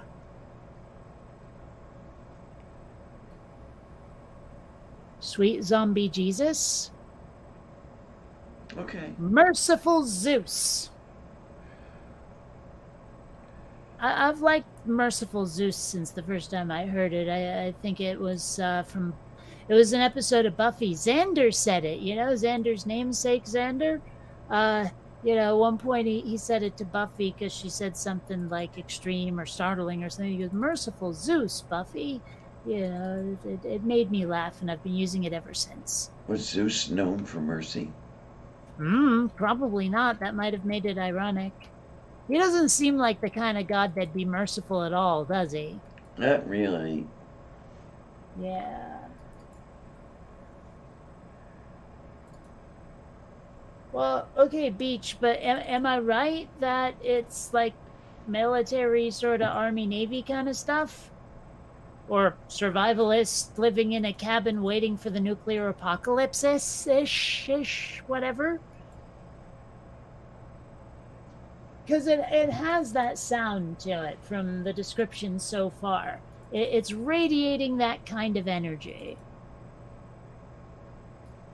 I mean, I suppose I could be reading into it, but that's what I'm getting. Well, you take care, Sarah. Ow.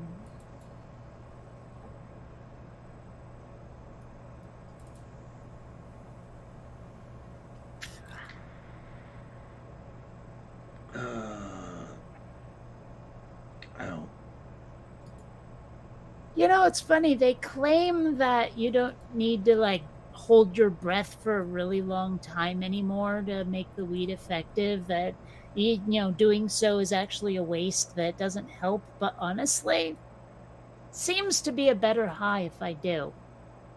It also hurts the throat more, but still. Okay. I don't know. I don't like the idea of wasting what I got because this stuff is expensive. So the more it gets into my system, the better. I mean, hashtag someone fund Kate's weed habit, but still.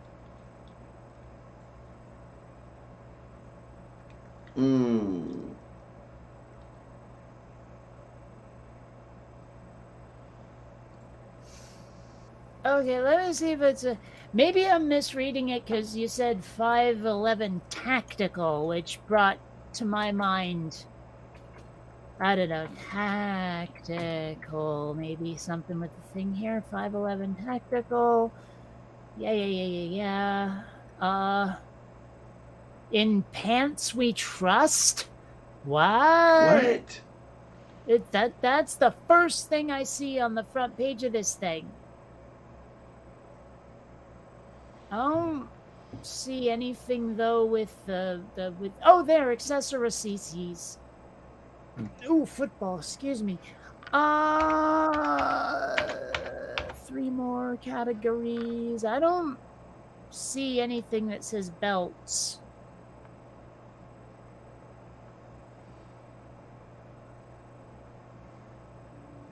Yeah, I don't see anything that says belts. That's okay. I want to see what they have with the women's thing.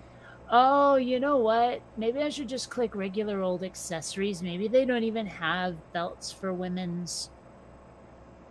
I see something here. I think that's brands. Oh, well. I want to see the women's vests, see if they have something cool there, because there are certain kinds of vests I like. Nah, these all look crap. So far. Yeah, not a fan.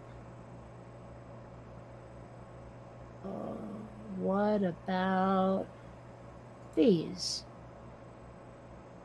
I don't think this is my kind of place. It doesn't look like it looks too practical. Kind of plain, actually. But then I'm the sort of person who walks around in Star Wars hoodies, so Okay. Heck, I can wear a lot of, enough Vault Dweller stuff to look like someone out of Fallout.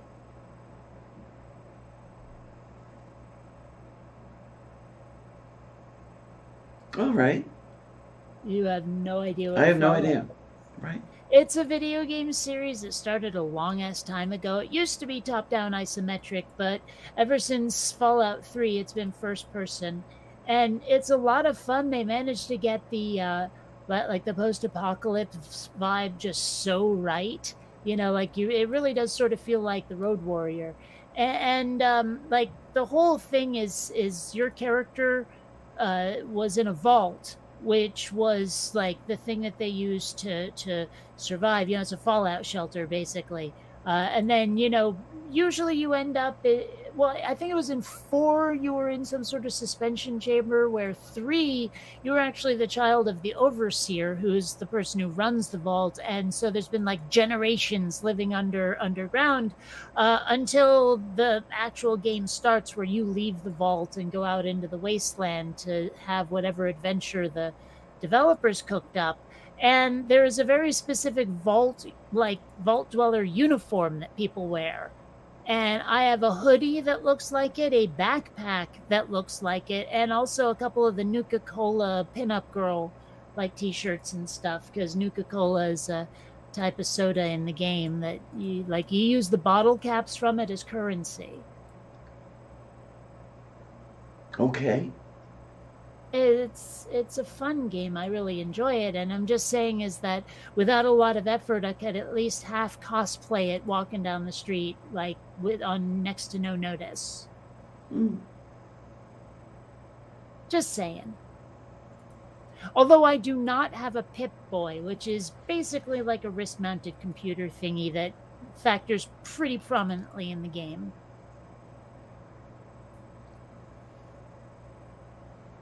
They even make a couple of Pip-Boy props where you can like put your cell phone in there, so it all actually acts like a computer-ish. It's kind of cool.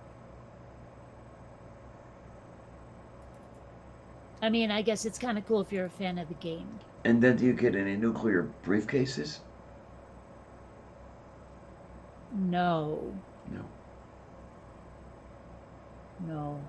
Although there are a couple of cool things like the Brotherhood of Steel and the Institute and all of that is a cool plot point, world building stuff, but it would take a lot to explain. And I'm sure most of the people in the audience have already, well, a lot of you probably have already partooken of the series, so. And that is totally a valid way to say that. Partooken. Partookicated? Well, I mean, if you partake, you must partook, have in the past have partook, and if you partaked more than once, you've probably partooken. Is it like a tortuga? No, not a thing. Might be a little bit like a toucan. Okay. Wait, someone's with the 22 years thing. Oh, I see.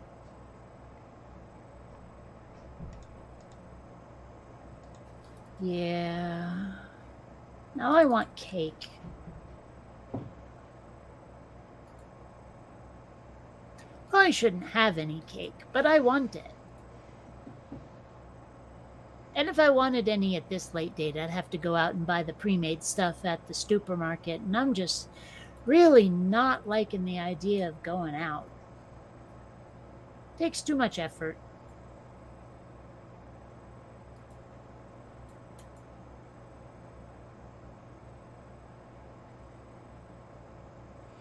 And Diana is absorbed in something that's not the stream. I'm looking at the stream, yes. Oh, I don't know. It's hard to tell. You haven't said anything in quite some time. Frankly, I'm carrying your weight on your own channel. Boo. Oh, God. I just want the pain to go away. Oh. Well, I know a way to make that happen, but I don't think you'll like it. All right, try me. Well, you know, I know some people who are quite strong and who have a metal lamp that's quite heavy. You can work out how this goes for yourself. Will it be swift? No, it might be twain, though. I don't know. Well, I guess not. Ne'er the twain shall meet. Right. See, I can make stupid literary references too. Yay. But I was gonna say something. Don't remember what now.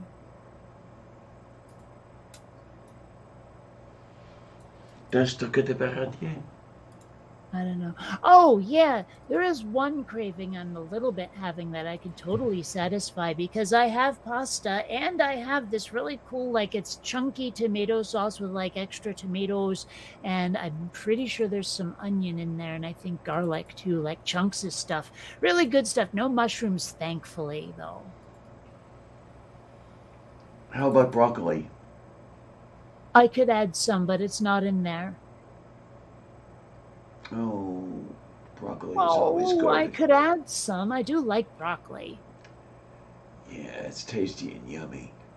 I'm not sure why I like broccoli, but I do. You know what I bet it is? I bet it's all those broccoli beef thingies I had like back when I was more able to get Asian food. Oh, and you could have cauliflower. No. I am not eating albino broccoli.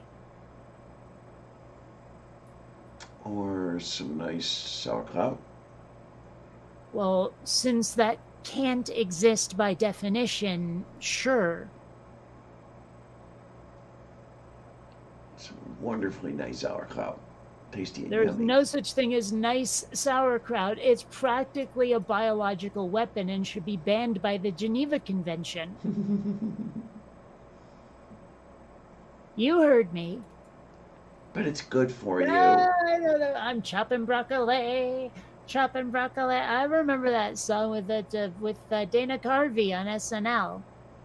Or actually, I don't know if it was SNL, but I remember it was Dana Carvey. It was a very funny sketch. You know who Dana Carvey is? Maybe.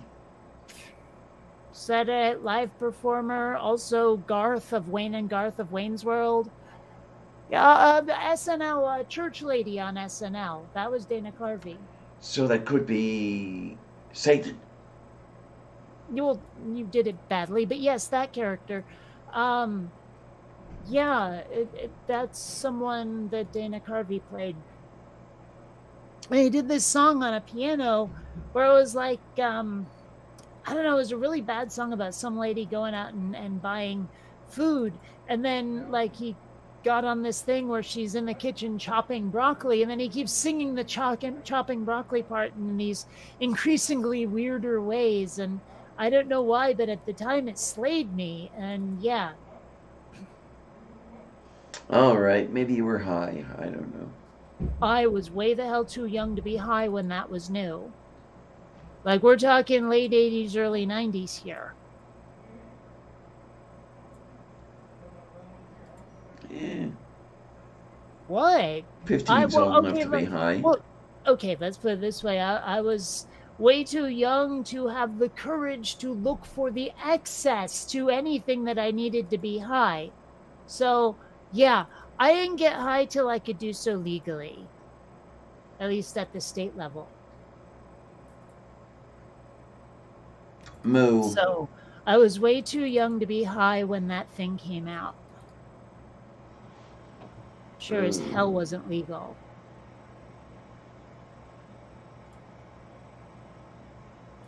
Yeah, we got all the good people coming in here. No, we don't. There's quite a few good people who are missing.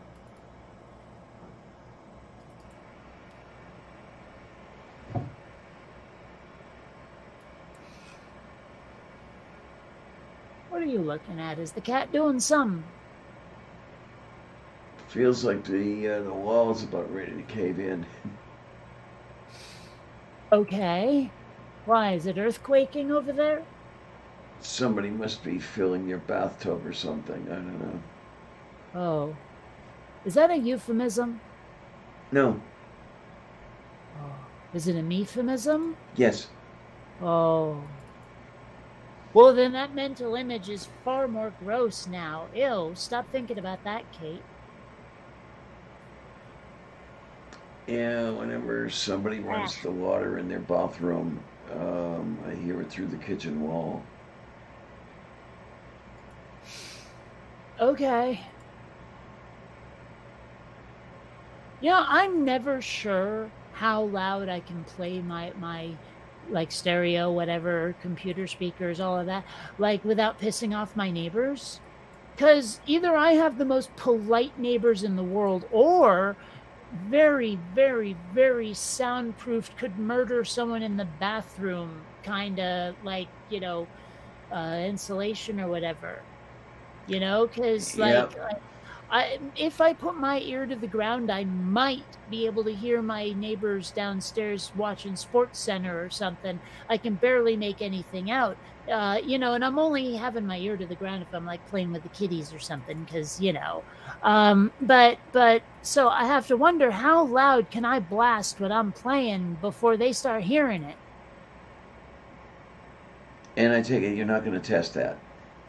Well, I don't know. I mean, there are times I wish I could play things louder than I do, because it'd be really nice to crank the bass a bit and feel it. Because like if I'm deeply, deeply stoned and I have the right music going, it can really enhance the high. And but if I crank it enough that the bass starts to be something I can feel in the floor, then probably I'm going to piss off my neighbors. So how do I find that balance without like conducting a poll? You know? There's something you might have to do. Yeah, you might have to send a questionnaire around for Sure. a friend. Something. I don't know, but it's like, I mean, because I don't want to piss off my neighbors. I'm trying to be considerate. It's just really hard to know what the limits are if you don't know what the limits are. I'm amazed that nobody's tried to shoot me yet when I end up screaming in pain. Well, believe me, I've come close. Okay then, come on over. The most lethal weapon I have right now are those lawn darts. And I'm not doing a stabby stab because I might get some blood on me, and that's evidence. So, unless you want me to shoot you with a laser tag gun, I think you're out of luck.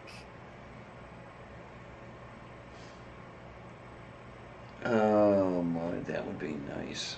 A laser What, that would getting just shot with a shred laser you. gun? Yeah. No, a laser tag gun is so non-lethal you can't even see the laser. Oh. Like they put lasers on them, but they're like laser pointers. Well, this is the arena laser tag. So it looks like you shot a laser, but you didn't really, because the one that, well, you did, but the one that counts for a hit is not the one that you could see.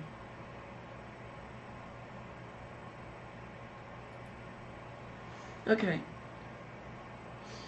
I'm just saying. Maybe I know too much about laser tag.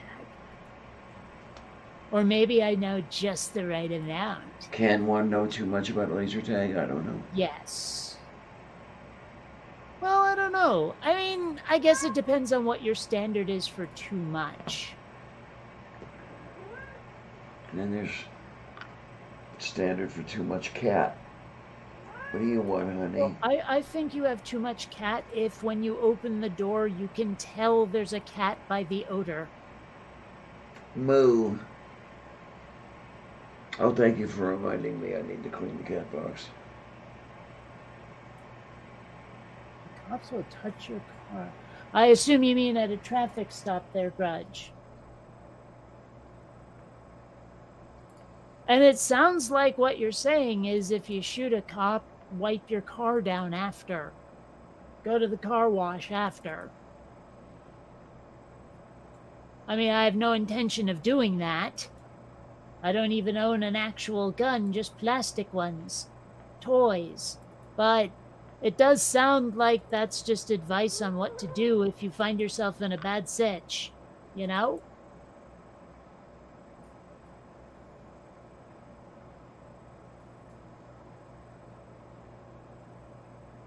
Oh, Okay then. I don't know. know. I mean, like how durable are fingerprints? It does seem like a good washing should get rid of them, but I don't know. Well, it is skin oil, so maybe it takes a little work to get it out. Well, I mean, skin oil, sure, but I thought a lot of it was also like the bits of dirt and gravel and detritus or whatever that's stuck inside the whirly bits.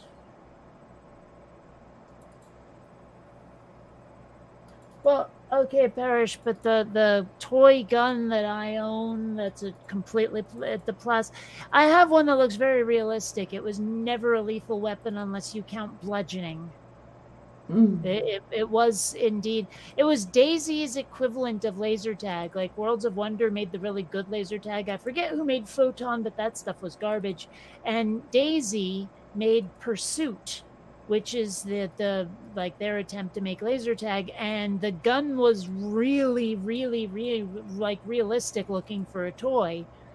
They could never sell that today. It didn't even come with an orange tip on it. So like it just looked lethal from the start. And I still have one. I got it in like the late 80s and I've used it in my videos a couple of times. So yeah.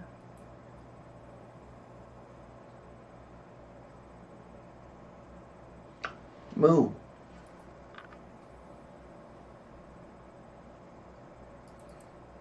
I don't know.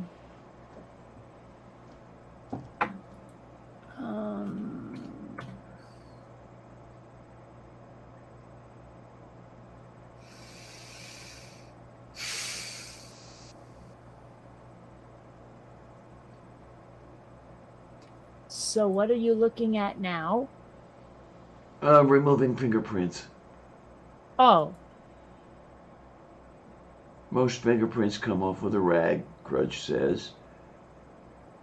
Mage says you can't leave fingerprints on, I'm guessing that's porous rocks? Yeah, I think so. Hey, you remember that dude who thought that he'd be invisible to cameras because he wore lemon juice on himself? I don't even know how that got started. There was also a thing where people thought if you beat someone with a bag of oranges, they wouldn't bruise. Like it wouldn't leave a mark. I don't even know if that's true, but if it is, it'd be weird. It sounds like it shouldn't be true. Allegedly, Bing Crosby did that. I don't know. To who? His kids. Oh, wow. Okay, that's a little sick. This got dark. Well, the story goes that Bing Crosby was a pretty sick piece of shit. I heard that about Sammy Davis Jr. too, which is weird because the one movie I saw him in, he seemed like such a nice guy, but apparently not so much. Yeah, I knew somebody who said they knew one of his victims. I don't know if that's the case or not. I don't know. It's so weird. Like, you ever notice how some of the most wholesome seeming people who are in entertainment turn out to be the most vicious rat bastards? Mm-hmm. Yeah. Kind of weird. There's this Lavender Lady character who I hear is, pretty fucked up. Yeah. I heard that too. Meow, meow, meow, meow, meow, meow, meow, meow, meow, meow, meow, meow. Really, like I'm surprised that Mr. Rogers wasn't caught doing something untoward, you know? Well, I mean, hell, look at Bill Cosby, right? Everyone thought he was like America's dad for how long? And then it turns out... Turns out he was America's rapist. Yeah, so, I mean, it's weird, like all these people who seem wholesome at first, and then, ooh, well, yeah. Oh. Okay, I don't care if it is noisy. I'm gonna get a bowl of sorrel. Just saying. That's the Yeah. It is the wonderful, yummy and tasty cereal with 39 essential vitamins and minerals.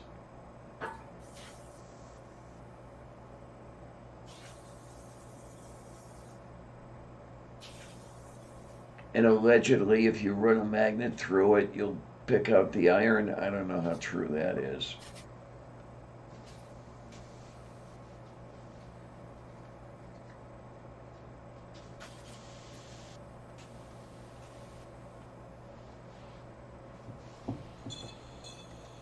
Let me see.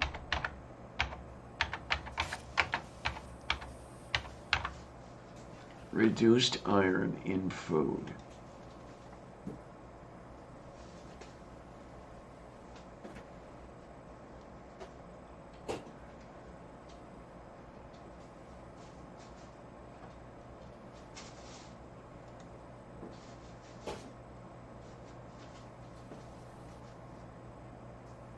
It's a bit of a shame is that putting non-dairy creamer that's got like a flavor to it, like vanilla or whatever, doesn't really work in cereal. It kind of only dissolves if the milk is hot. Okay. Yeah, it's a shame, really, because, I mean, sure, maybe hot cereal would work with cold cereal, but not really.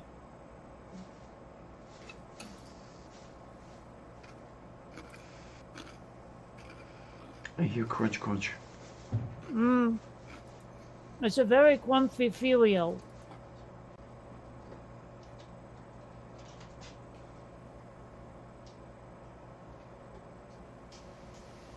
I don't think I could do a vegan diet. Not enough of it tastes good. Mm.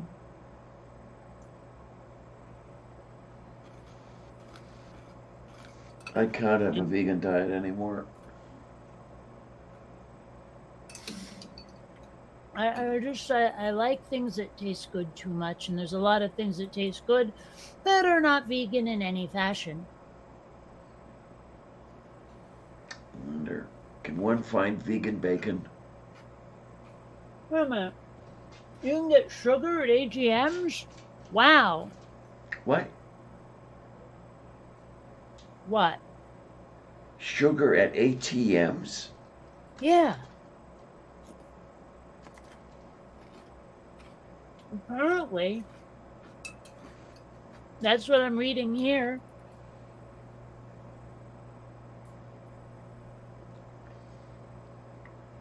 Grudge there says I'm totally cutting out sugar ATM. Okay then, all right.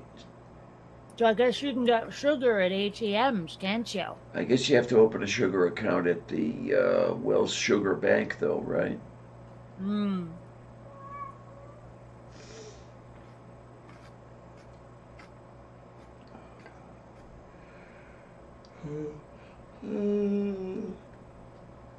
Well, see, the thing is, okay, maybe there's vegan bacon, but does it taste like real, actual, for true bacon?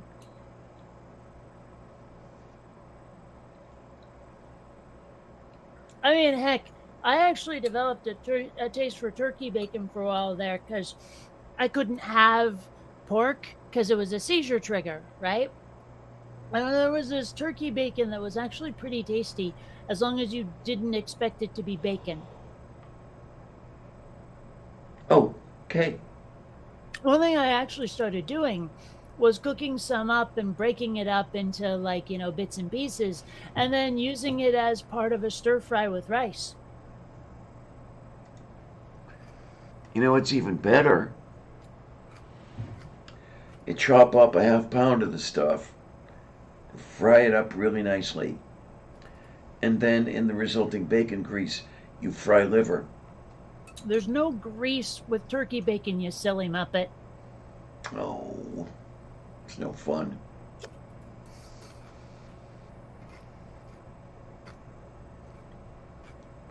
In fact, you kind of have to add your own oil. I was going to say you have to add lard. Jeez. Wow. It's pretty good stuff, actually. Add cat grease.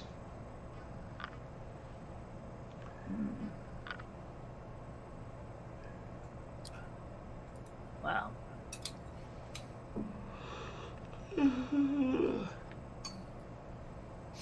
I can see you've never had turkey bacon, though. I have had it very, very seldom. Hmm.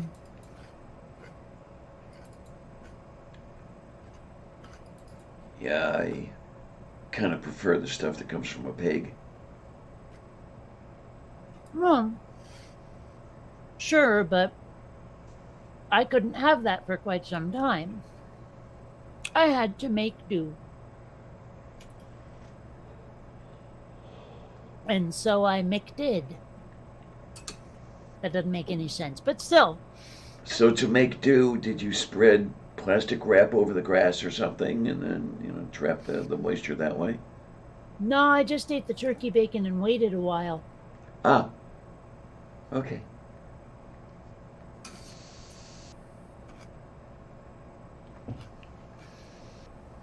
Oh, Lord, what do we have?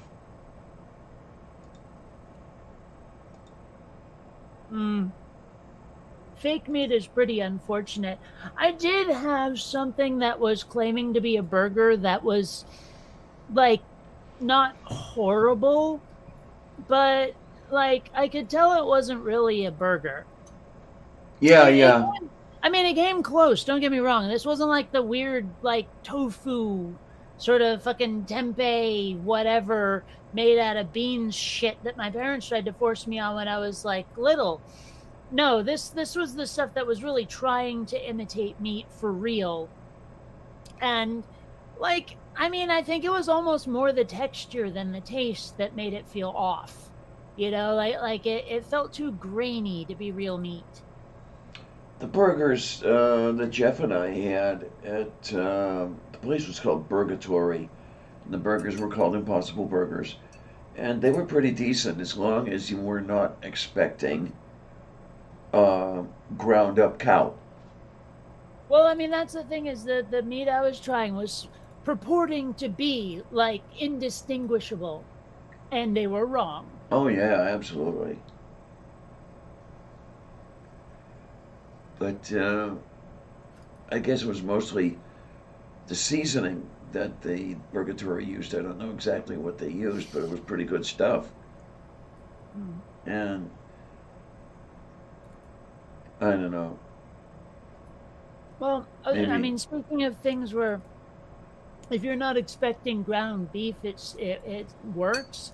Um, a turkey burger, ground turkey made into a burger shape, and treated like a hamburger, but it's not gonna taste a damn thing like a hamburger. It's actually pretty good when you manage your expectations that way.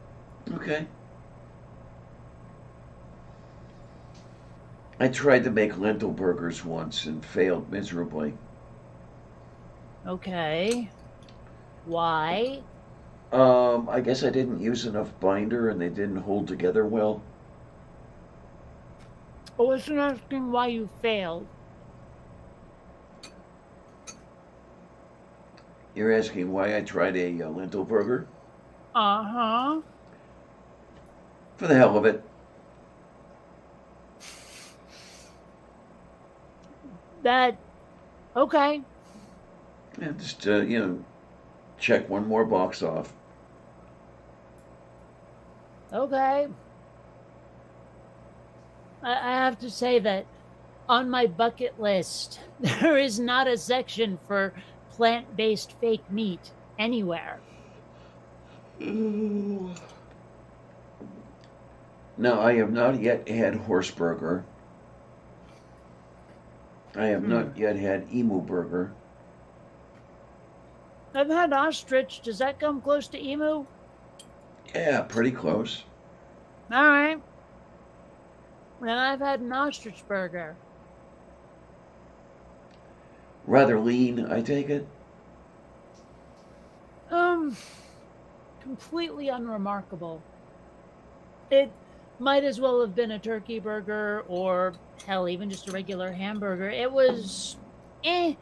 Like seriously, it's no different than the like buffalo burger that I had, where that's as distinguished from hamburger meat. It's pretty damn samey. Balakatesta. Oh, I should put away that hamburger stuff that I've had in the friganator for a while. Mm. Is Feels that like it's been way too long since I've had a burger. my dinner will sometimes just be a burger fried up and on a plate. Uh, Mm. Double guste. One thing I learned to not do, they have these like big old bags of frozen hamburger patties at the supermarket. And I was pretty okay with it when I was like not getting high a lot and not having the munchies. Because I mean, even if I didn't want a burger, I could put one of those patties on there and cook it until it wasn't frozen anymore, and then mash it all up with the spatula and use that as the basis for a stir fry, right? But when I started having the munchies a lot, all of a sudden my beef intake just soared, which I know sounds like something Stu would make a joke out of. But point being that I probably was eating a bit more red meat than I ought to have been, and so I don't buy those anymore. Okay.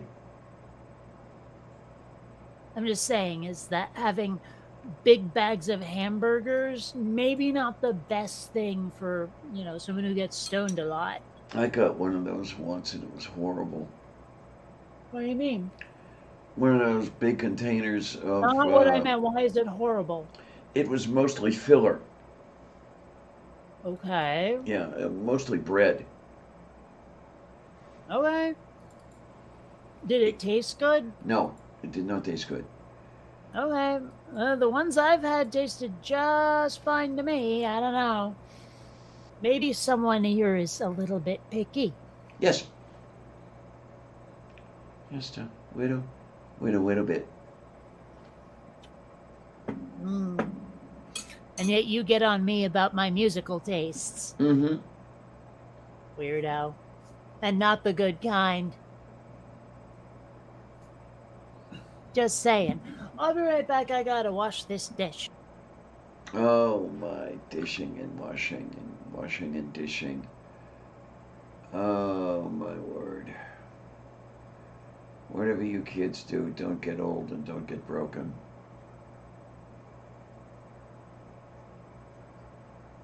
Definitely don't want to do that.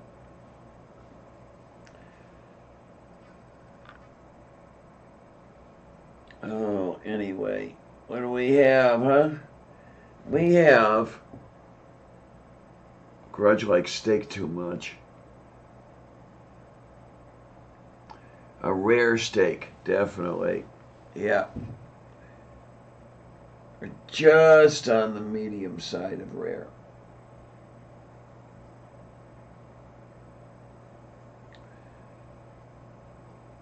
Steak tartare works too.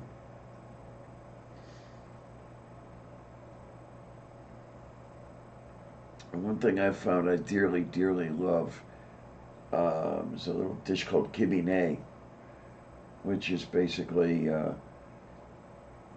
ground beef, bulgur wheat, served on onion slices and bread slices. Tasty. It's raw. Now, there's something I would actually really like to have that I've never been able to have because no one else seems to prepare it this way, and I don't know what to call it. Is to have a steak where, like, the outside has been charred to crap. I mean, absolutely, like someone took a blowtorch to it, but they cooked the outside so fast that the inside is still so raw you could ride it home, right? Oh, okay. I've never like the closest I can get is medium well, and it's still pretty. Well, the thoroughly inside is cooked all the thoroughly way cooked through. by that time. Okay, I was just saying that. Shut up and let me finish. Just that Um, but yeah, so I mean, I've never been able to get that, and I don't even know if it's possible or if anyone does it or if there's a name for it or what. But never found it. You might have to order it at a high-end restaurant or something, where you end up paying $300 a pound. Like they take one of those things they use on creme brulee or flan. One of those blow torches that you can use with your hand. Yep, yep, yep. You know, maybe that's the way to cook the outside of it that quickly and char the hell out of it while leaving the inside not cooked. I don't know. Oh my.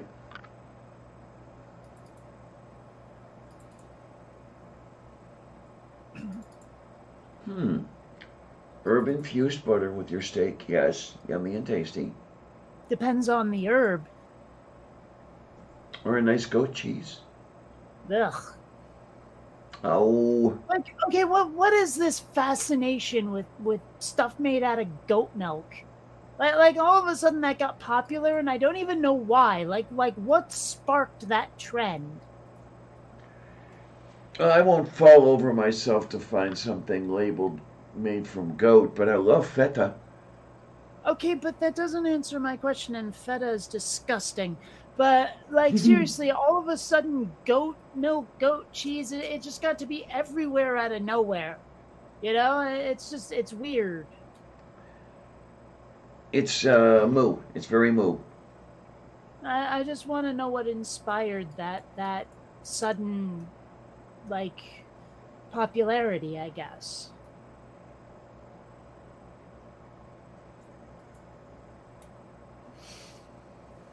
I mean, because it did seem to come out of nowhere. Out of nowhere.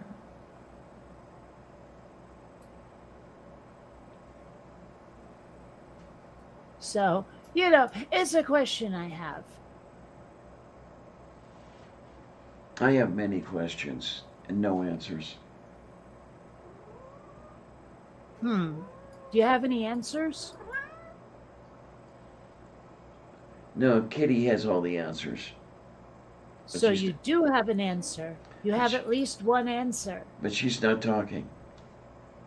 No, but you just answered my question. The kitty has all the answers. So now I know. You have one answer.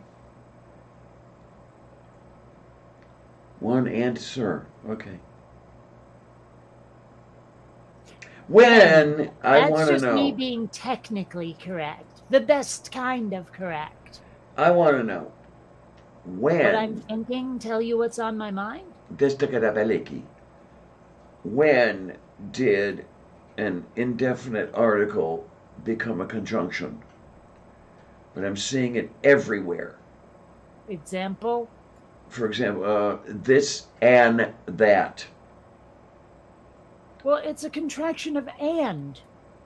It's an apostrophe. They the don't apostrophe represents the D on and. This and that. There's no apostrophe. Yes, there is. Not on what I've seen. Well, then you're seeing people doing it wrong. It's an apostrophe, short for and.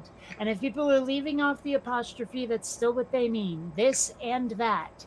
Okay, I want to know then, if you're doing the apostrophe to replace the D, what are you saving? It's one character either way. What you're doing is accurately representing how the person said it. It's usually reserved for dialogue.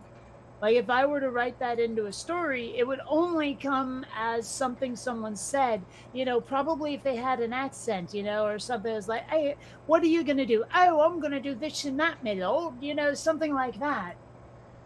I see it in Twitter prose everywhere. Yeah, but you don't go to the internet and expect good spelling or grammar or punctuation. What's wrong with you? I mean, like, seriously, you'd think that'd be internet lesson 1.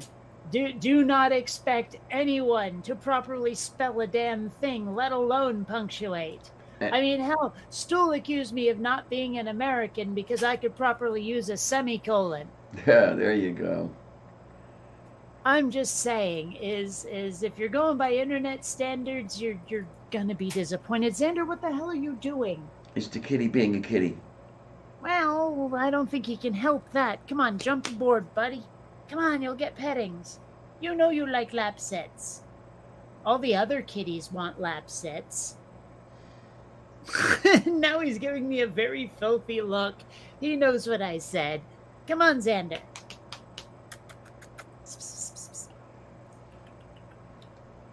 What do we gotta do? All right, if you don't want lap sits, you don't want lap sits. You can hit me up later if you want them, but who knows? Columbia might occupy the space. Moo. Oh, well. He's a silly old cat.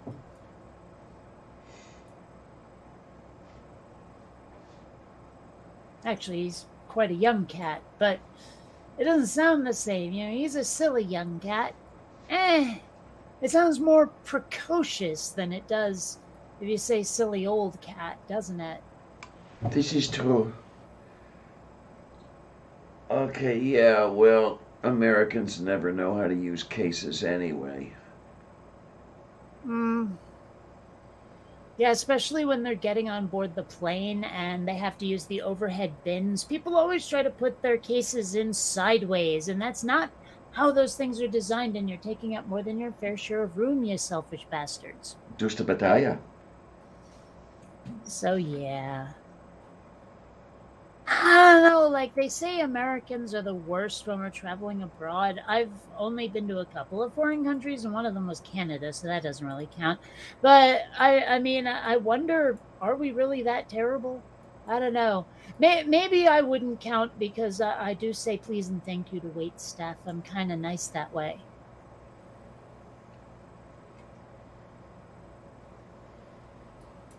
Oh, okay, so unlike a Parisian, when you want to flag down a waiter, you don't yell out, "Hey, boy!" No. Although I have to admit, if I ever went to like France or I suppose maybe Quebec, but they definitely speak English there too. They just choose to be pricks about it. If I went to like France, I would insist on mispronouncing everything. I would call over the waiter by saying, "Oh, Garcon," you know. And let's face it, Garcon sounds like a really cool sci-fi villain, doesn't it? Like some sort of Klingon overlord or something.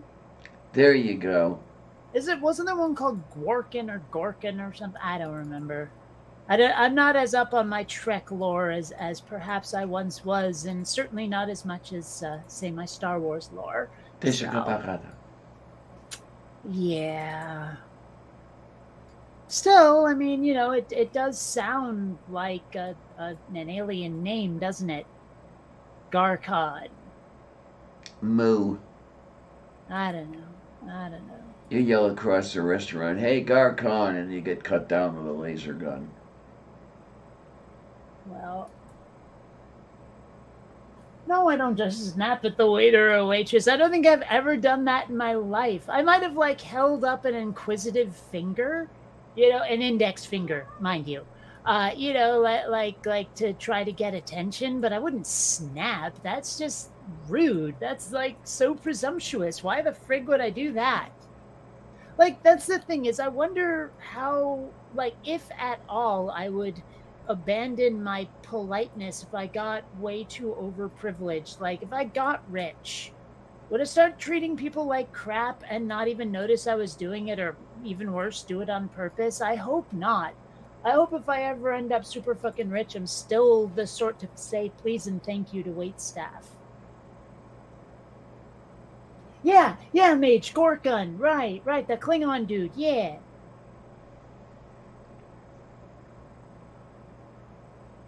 I think he was a chancellor, wasn't he? And Diana fell asleep. Diana's still here. All right, well, it's hard to tell, you know. I mean, your eyes are closed, your head is tilted back, you're drooling a little, but that's normal. I mean, you know, how do I know if you're awake? Hook me up to an EKG or something. I don't know. You know what? I bet a stun gun would work just as well. You know, if I want to find out if you're awake, just, you know, zap, you know that. Yeah, that would work all right. I don't know why, but like comedy that involves people getting tased or stunned like that makes me laugh so frickin' hard.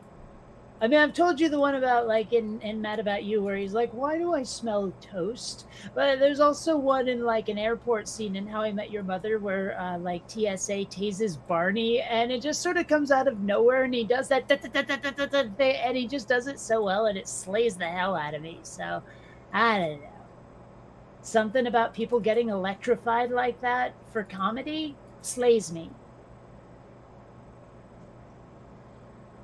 Ah, that's why. David Warner. David Warner is one of my favorite actors. He played the bad guy, Sark, in Tron.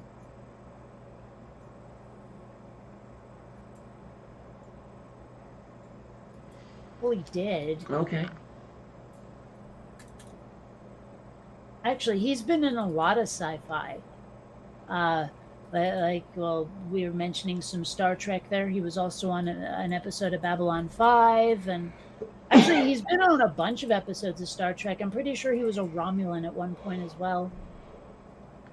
Uh, what else? I mean, I know I've seen him in a lot of things. It's just hard to keep track right now.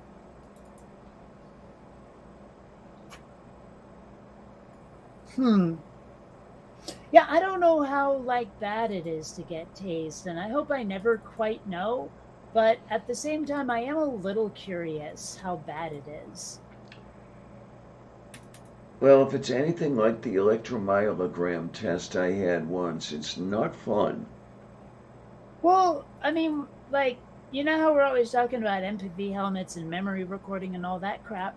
I wonder if, like, if someone got tased wearing one of those rat bastards, if it didn't short it out, if they distributed the tape, hey, I bet they would do it to kids. And it's like, here's how to scare these kids straight is make them see what it's like to get tased. You don't want this to happen to you kids, do you?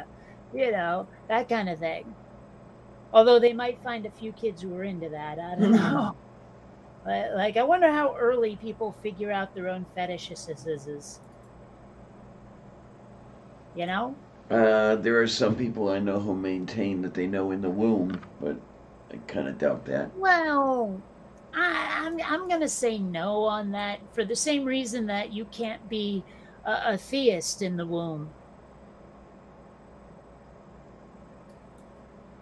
You don't have the processing power for it. Moo. You see. So, yeah, I don't think people know their kink in the womb. I would imagine they might figure it out as soon as they're old enough to know what the hell they're thinking. You know? I mean, and hell, if they have the kind of parents or education system or whatever where no one has the talk with them, I can only imagine the kind of fumbling about people do. Hmm. Like, seriously, back in the 50s or whatever with the baby boomers and crap, like, did they ever really have the talk with kids, or did they just, okay, on your wedding night you'll figure it out? More of the latter, trust me. That's just so weird to think about. On the other hand, talking about sex with your parents is also weird, so, you know. Mine gave me that book, Where Did I Come From? Where it's like for kids talking about that sort of thing. Like, I had sex demystified before I could read. Okay. I mean, don't get me wrong. It took quite some time to know what the hell they were talking about when they described an orgasm as a sneeze. Like, I get it, the all over body tingles, sure, but otherwise, they don't tell you what part of a sneeze it feels like, you know? Okay. Ah, well. I mean, I guess it's too late to bitch about it now, but they do kind of leave kids unprepared for a lot of stuff, don't they? Yeah, by design. Really, when you come down to it. Pretty bad. Yeah, I wonder, getting tased or whatever, do you lose bladder control? I bet you do a little. Or a lot. Yeah, I'm reasonably sure it occurs. Yeah. Ah, well. Ay, qué esta.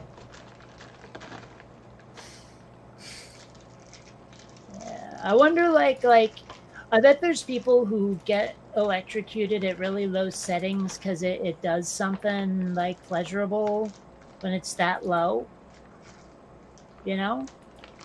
Like it doesn't hurt, but it's stimulating something. I guess that's what that, what do they call it? The purple wand or some shit like that. Oh gosh, I know what you're talking. I haven't thought about that thing in so freaking long. Oh my gosh.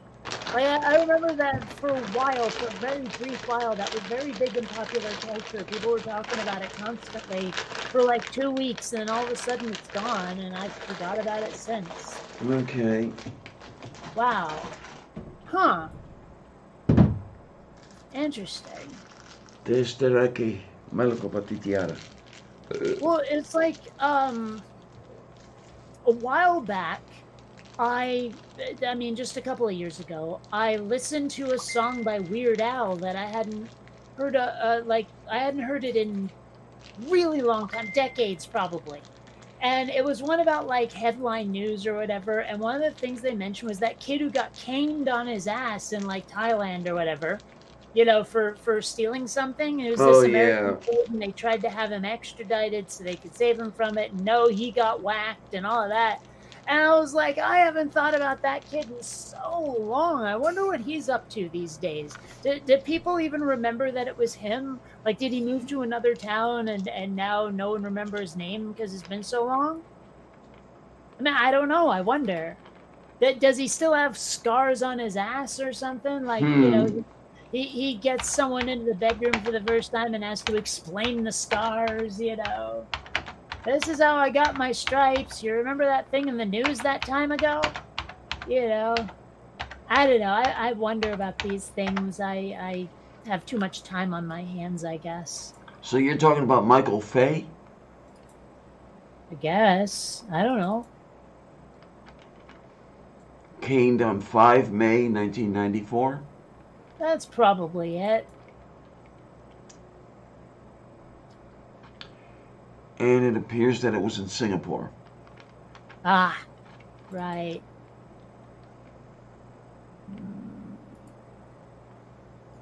Well, I guess they'd had a lot of experience with American teenagers raising hell, I guess, and they wanted to make an example of this kid. That's the way I remember it, but it has been decades, and I don't know. Maybe I'm wrong. I seem to remember that was their reasoning for not letting him go with a warning or whatever, was because they needed to tell other teenagers from the U.S. who were touristing there to mind their own business, to mind their manners is what I meant. But what do I know? I'm not from there, and it's been decades, like I said. Just a few decades. Yeah. There's also like I guess I've been reminded of like Tanya Harding and Nancy Kerrigan earlier and all that I had kind of forgotten until I heard that song again.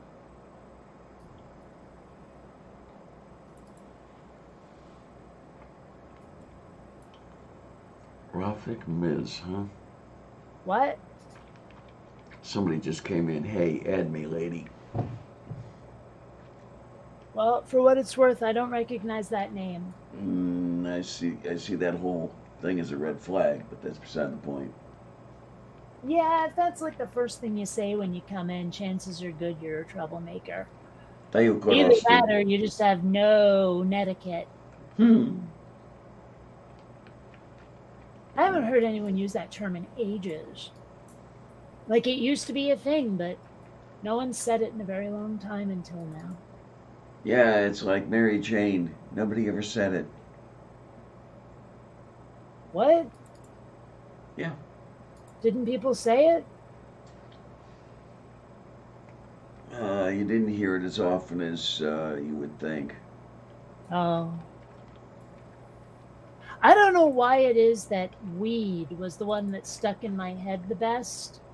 Like, there's so many slang terms for marijuana. For some reason, weed was the one that, maybe it's because of that sketch from like Saturday Night Live or whatever, and you can put your weed in there. Maybe that's why, like, that stuck in my head because it was a joke or like off of the TV for a while. Like the high school kids were saying it. I was in high school at the time too, I believe. Might have been college. I don't know. It's been a while, but maybe that's why. Maybe that's my association, but somehow, like, I've tried to switch and I can't. My natural default is saying weed. Is that weird? Okay. That's just like mine is saying grass. Yeah, I have a hard time saying that one. I don't know why. And then there's marijuana.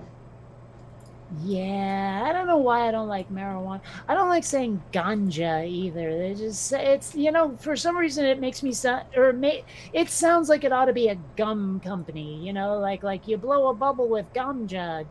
I don't know. It just doesn't sound to me like I would use it for weed. Unless they made weed gum, then you'd have gumja. Somebody's probably had that idea. They probably do make weed gum. I mean, hell, they have everything else. I've seen chocolate-covered espresso beans mixed with THC. I've had them, too. They weren't that special, but still. I've seen chocolate-covered espresso beans minus the THC. Well, I've seen, like, skies of blue and clouds of white. Okay. I'm hoping you got that reference, you of all people. You're referring to Louis Armstrong. Well, I'm referring to a song he sang. Yes. Mm-hmm. All right.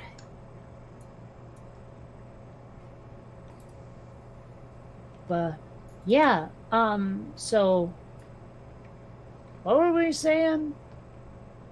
Oh, something we'd seen that wasn't Clouds of White, I think. Moo. I don't know. Oh, Netiquette, that's it. And things that have gone away that we've forgotten about. Little flash in the pan things, Floosh. Yeah.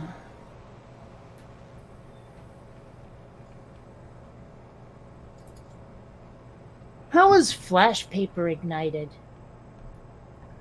I've used a nichrome wire. I've used a match. Seems like a match would defeat the point of it.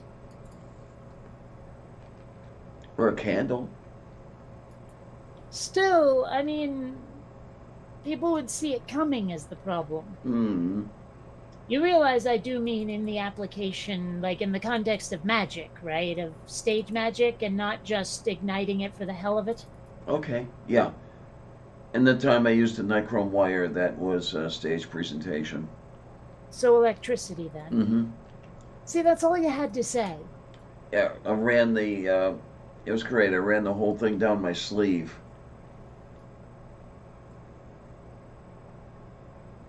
Okay.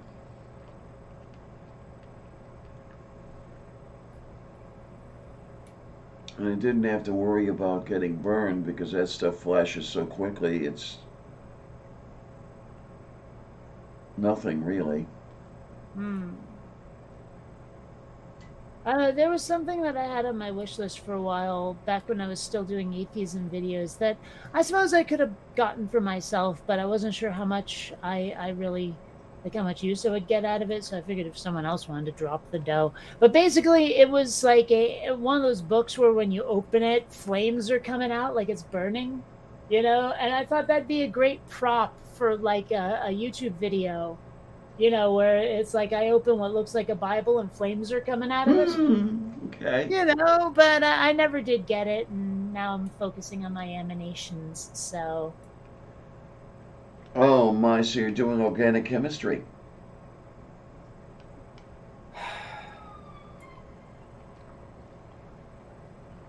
So I'm making animated stuff and not the atheism stuff anymore, so I don't really need the prop, and it's not on my wish list anymore. But You know, there were times I thought it could have been useful. Of course, there were also times I thought it might ignite my hair. So, you know, That is good. little trade-offs, just saying. And you know, hair on fire smells stanky. Yep. Really stanky. Horrible. I don't like the scent. I could do without it.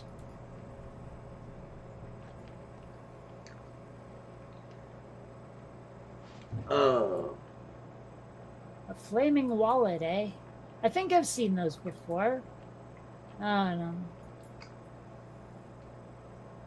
I don't think that trick would go over very well at a bank. Like, I imagine these days banks are probably a lot like the airport where every joke will be taken seriously. Yeah, pretty much. You know.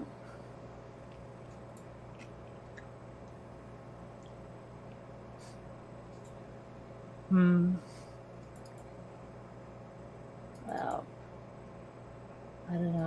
I still like that joke I got to pull that time where like the cashier, she asked me, okay, do you want everything in a bag? And I said, no, just the stuff I bought. That was fun. You don't get those opportunities very often. You know? But I do love the ones like that where the response you get kind of tells you a little something about the person that you just said it to, because some of them stare at you blankly like, how? So I had one dude who didn't even bat an eye. He just kept, bagging up the stuff. But then you'll get the ones who give you a little snort, laugh, or a chuckle.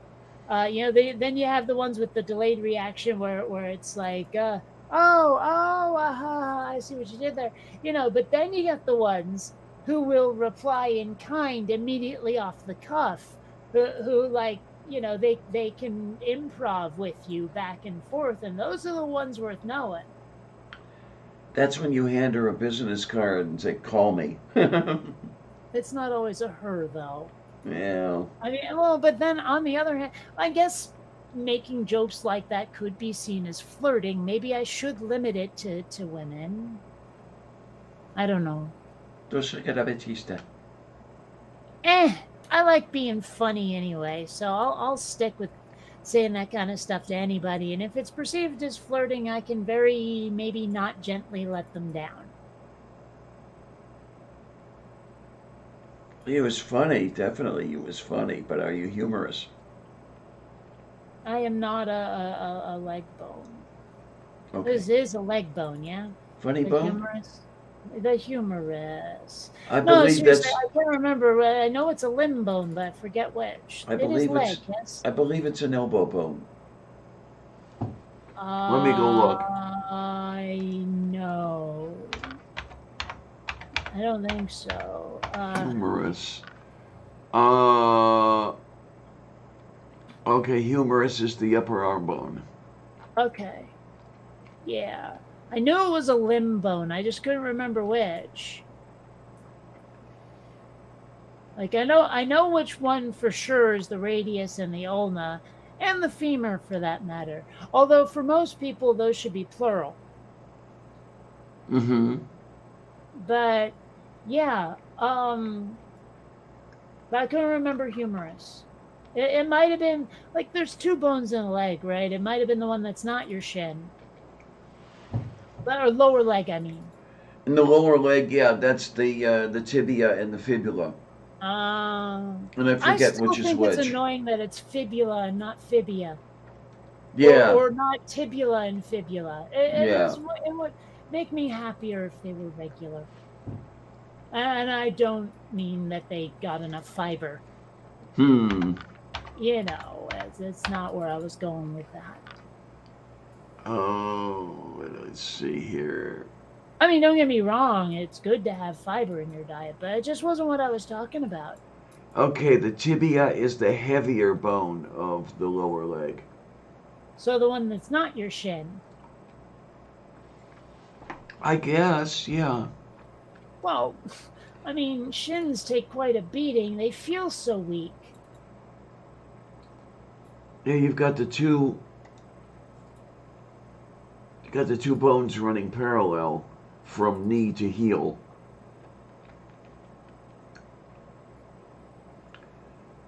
The tibia Wait, is the. Hmm? why does the knee need to heal? Well, just to make sure it doesn't get off leash. Hmm.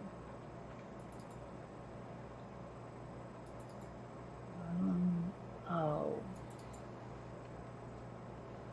You know what I didn't get? Oh, well, I guess I kind of did. I just had dessert early. What? I didn't save dessert for dinner. Might have eaten it for breakfast. I've had dessert But for whatever. I breakfast. had a decent lunch and a decent dinner, so I'm covered. Oh, I've had dessert for breakfast and I've had dinner for lunch. And But what about second breakfast? And elevensies? I don't know that I've ever had that. Um, I can't remember what they are. What, 11? No. You've missed a Hobbit reference. Well, Lord of the Rings reference. You know how they have all those mealses? Lots of Yeah. them? Uh I'm huh. pretty sure one of them was elevensies. Okay. Second One thing that breakfast. struck me as kind of funny, because I am like rereading The Hobbit for the first time since like what, the late 80s, early 90s.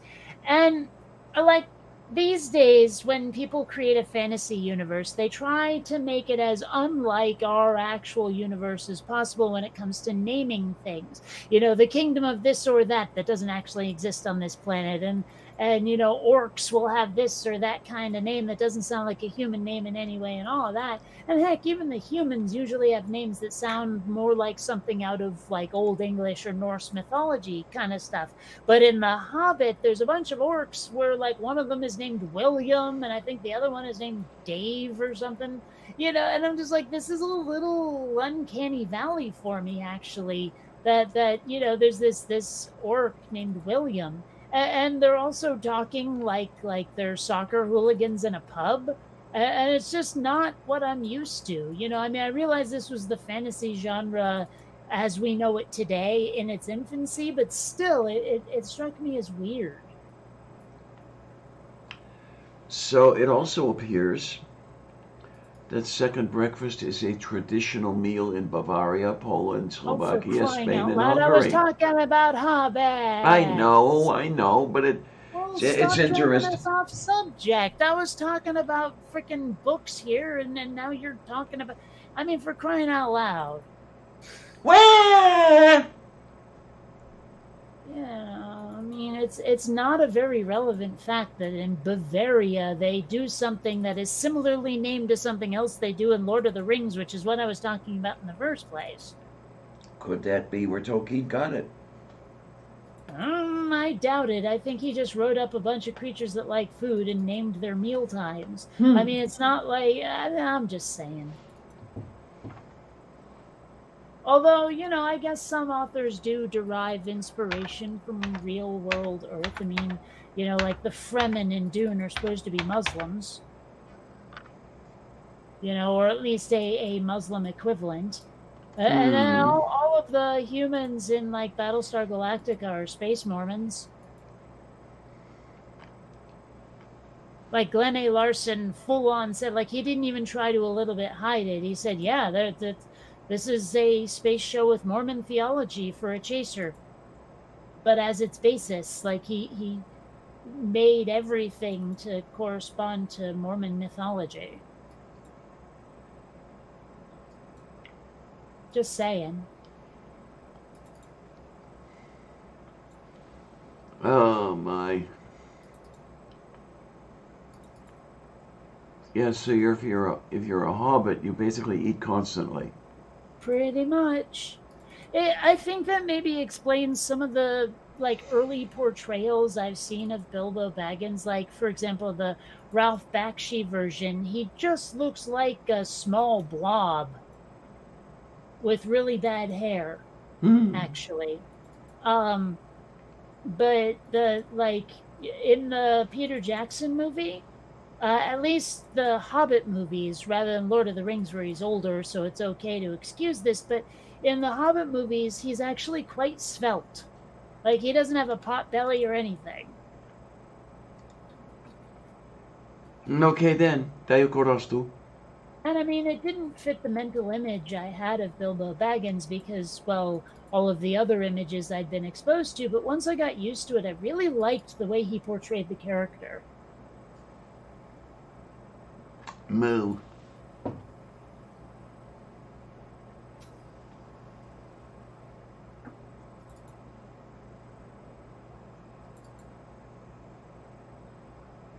You've gotten, like, completely sidetracked on some stupid article, haven't you? I'm reading the side chat. Oh.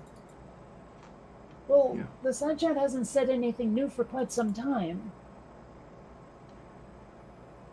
4 minutes.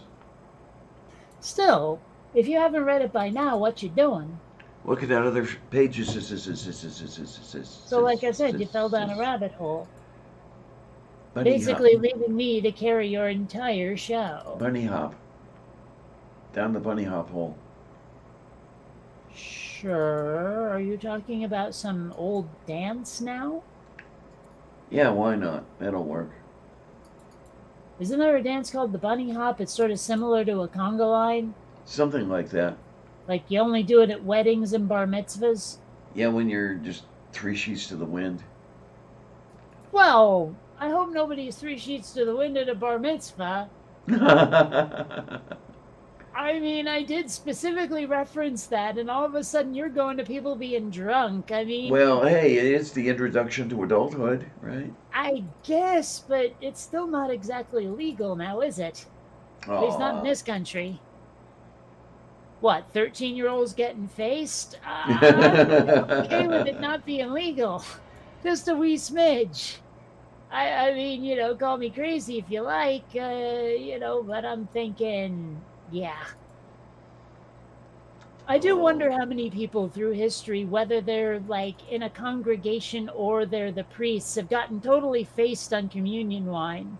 You know, just took a bottle in the back and went, well, it'll go bad if we don't drink it now. You know, we have another bottle for next week, so chug, chug, chug, brother.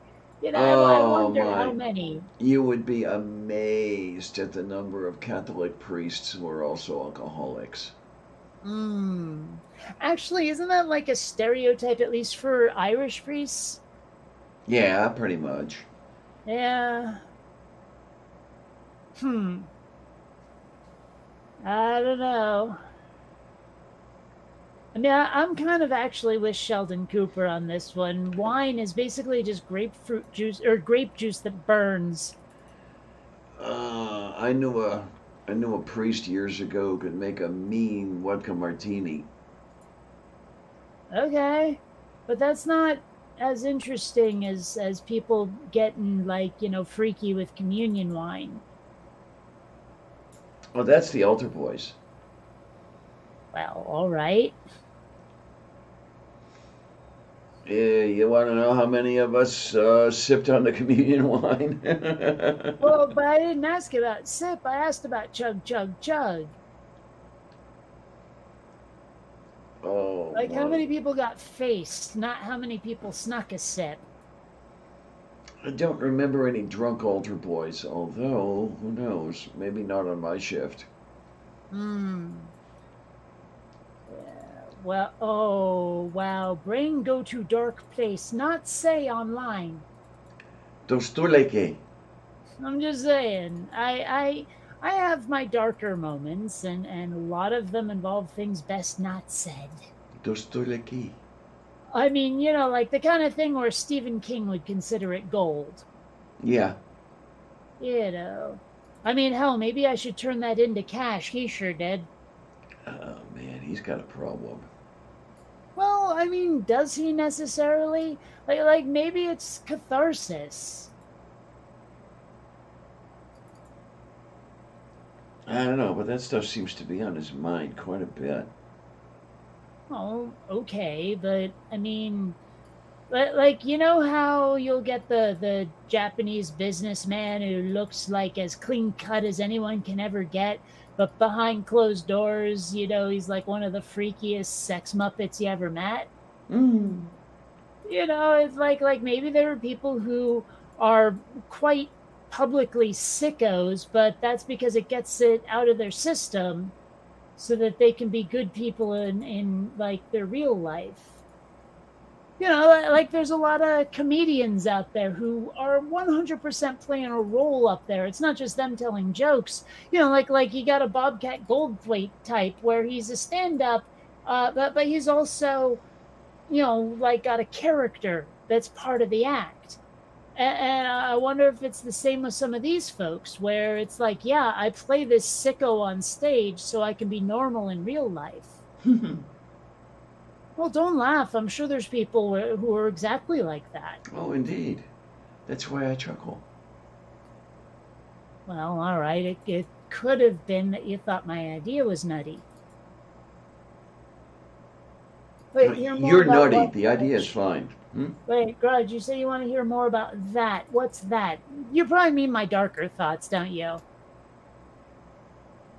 Well, like I say, probably better I don't put them on camera with my own voice.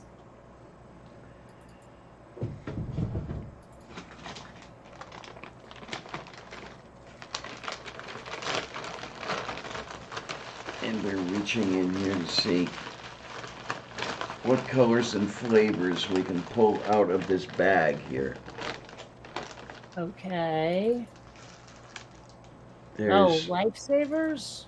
oh, Don't yeah. they have a pretty standard assortment? Well, this is 5 flavor here.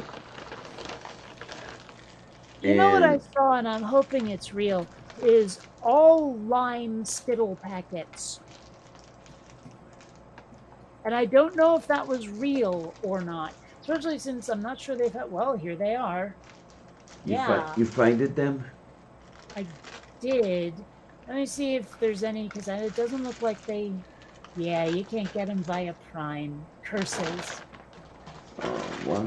And the thing is that when you can't get stuff by Prime, it usually arrives really slowly and sloppily with not enough notification of things and all of that, not enough updates. So screw it.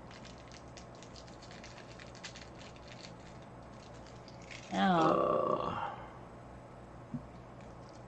Maybe I can find them in a store somewhere, but it seems unlikely in this benighted town. I really have started to hate it here and want to move away.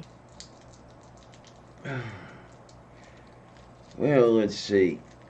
Could always move where the action is, like to Pittsburgh.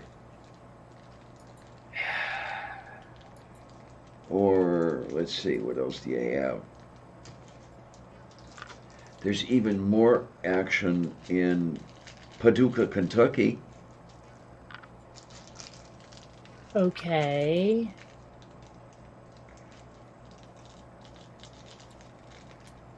Yeah, I think I don't want to live anywhere that could be considered even a little bit rednecky. I've done that, and that's enough. Move. I don't know. There we go. Like, I'm not sure where I fit in anymore, if I ever did. It's part of why I want to go back to Vermont. Like, at least it's familiar ground. Gee, and to think,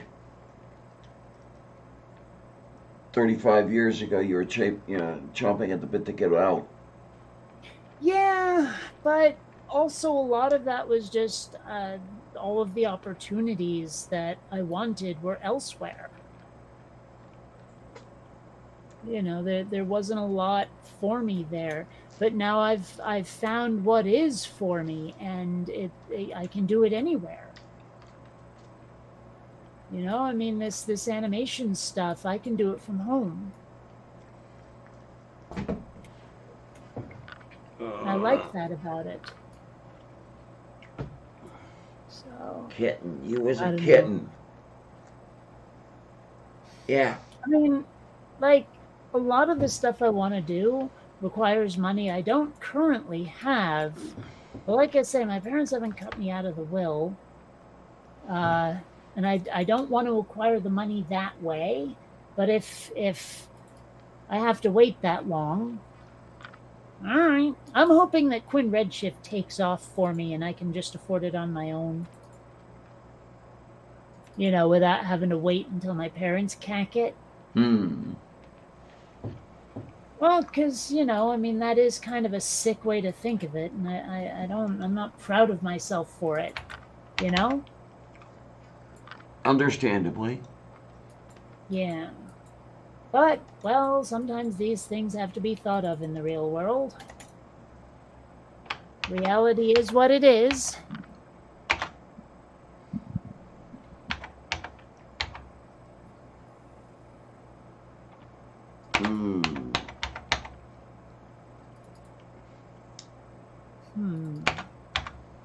What are you looking up now? I'm looking up. Okay, so it's definitely. Oh, it's Russian. Okay. What? Translating "Как там коло вас." Seriously? Mm-hmm. Okay. It's just, we're on a show. I mean, I realize I talk a lot, but part of that is just because there's these long pauses where you say nothing. And I start to talk again because the silence has gone on for quite some time, just as you start to talk again, like at all. And so, like, I've been talking the whole time because you're very quiet. I am very, very quiet. Yes, I'm the quiet type. I would love to find a way, like, okay, I'd love to travel, but I like, especially if I'm living in Vermont, I'd want to get the fuck out for winter months, But I don't know how to travel with the kitty, and I don't want to leave my kitties around for like, a bunch of months without me. Right, So I'll right. figure out a way to take them with, and I don't know if that's even a little practical. Sometimes I wish I had the wherewithal to spend the summers up here and then the winters down under. Well, I don't know. It's something I've given a lot of thought. And I mean, like, I would never choose travel over the kitties, but it'd be great to have a way to, like, take them with and have it be okay. Actually, Grudge, this is my normal amount of chattery, I think. Isn't it? But I tend to get weirder, I guess, when I'm stoned.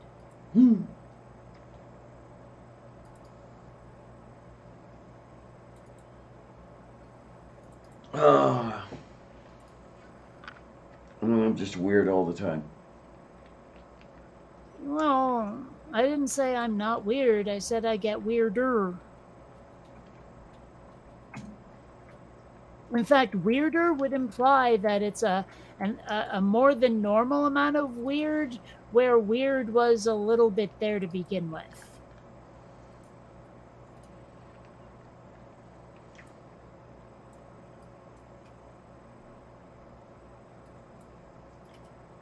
Well, I say it implies that anyway. Yes. And of course, I'm always right. 6 drops of essence of terror. 6 drops of lemonade. Well, I don't know. Because I say things that are true a lot. And when I'm not being truthful, it's usually like people know it because I'm just either fooling around or weaving a grand tale. And I mean, I guess in a way, fiction is a lie, but if everyone knows it's a lie, they know that the intent is to say something that's not true, but not for evil purposes. Is it really a lie? Now you're starting to get into lying for Jesus territory. What do you mean? Well, if it's for a good purpose and still not true, is it a lie? Oh no, but by good purpose, I didn't mean like a parable or a morality play. I just meant entertainment. You know, because I'm talking about like telling a story, like a campfire story, you know, ghost stories, or writing a novel or a TV show or something. I mean, the Bible is kind of a category error. Mm. You know, I mean, if you tell the story about, like, you know, I don't know, hook-handed groundskeeper that scraped people's faces off while you hold a flashlight under your chin because you're surrounded by kids at a campfire, I mean, everyone knows it's not true. You're just telling it to, you know, spook a bunch of campers, which is what you do at a, you know, like a campfire. Like, are you lying to those kids?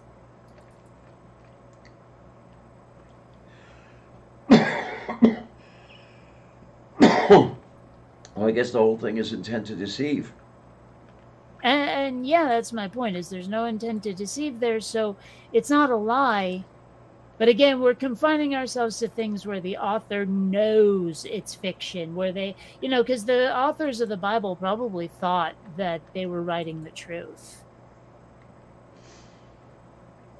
Oh yeah, they were smoking up on those burning bushes and get all kinds of truth well, that you know, way. if your bush is burning, you should probably see a doctor.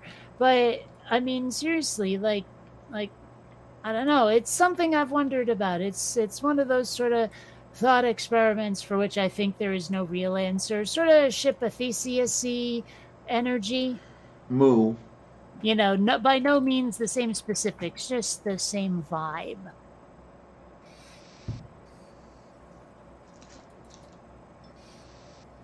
Hmm. Yeah.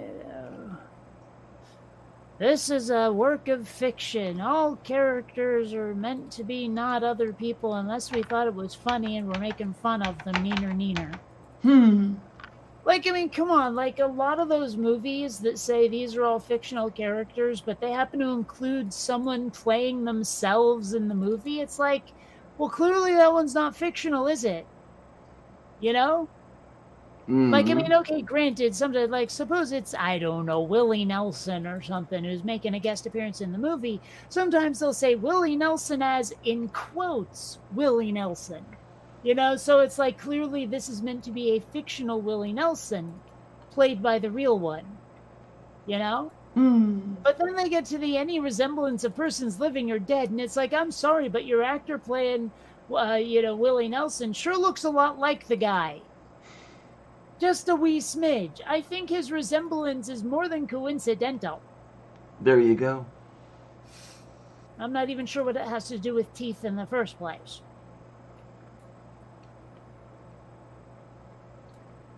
You know? Mm-hmm. You got distracted by some sort of bit of info again, didn't you? Yes. I always do. I always do. Yeah, but I was being interesting. And funny. And Ship of And Theseus. not my looks this time. And Ship of Theseus is interesting too. I'm sorry, did you have to look that one up? I wanted to make sure I knew what it was. Wow, I thought I'd stumped you with an easy one. No, it's, yeah, you know, is an object that's had all its parts replaced, still fundamentally the same object, yeah. Yeah, but I mean, I thought everyone knew that one by now. Oh, I had known it. I just wanted to make sure I did. Well, anyway, yeah, something I've thought about a lot is the Ship of Theseus, and I guess I have no real answer for it. I guess it's not the same. Well, I mean, what I'm saying is I can't have my own opinion on it. Like, you know, is the glass half empty or half full? I can usually have an opinion on that one. But with the Ship of Theseus, I really can't. I suppose it's technically not the same car once you've replaced a wiper blade. Yeah, but that would be like saying, well, you're not the same person just because we had to amputate a toe. Mm-hmm. And I don't think that's true, because what makes a person? I still say it's the brain. It's the I think, therefore I am that makes someone a person. So if you lop off a toe, you're just the same person, only there's a little bit less of you.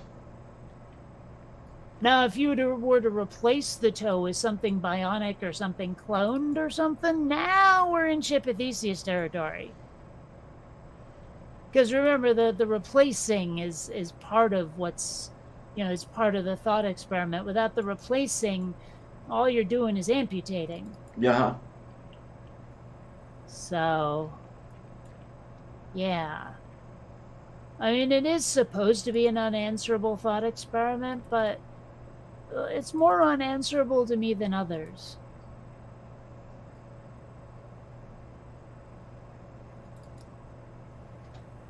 Although, if you answer that it is the same because there is a certain substance about it that makes it what it is, you've opened the door to the Catholic Communion.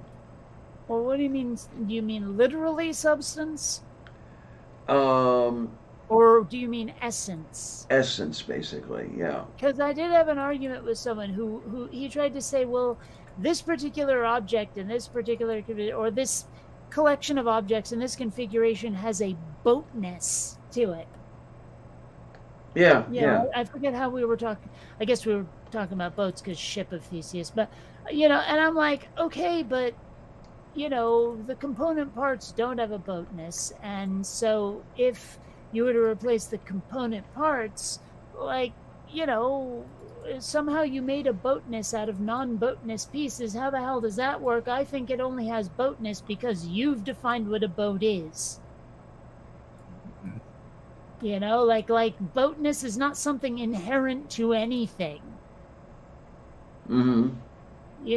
Like I say, meaning is bestowed upon something by the meaner, where what something is in a more empirical sense is up to nobody. It's just how the universe is.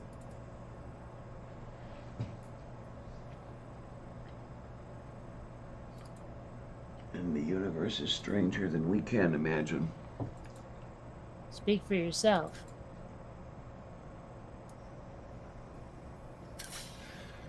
I mean, let's face it, I'm the one who imagines most of stuff. Maybe a lot of it's fake, but, I'm the one who can picture how magic might work if it existed.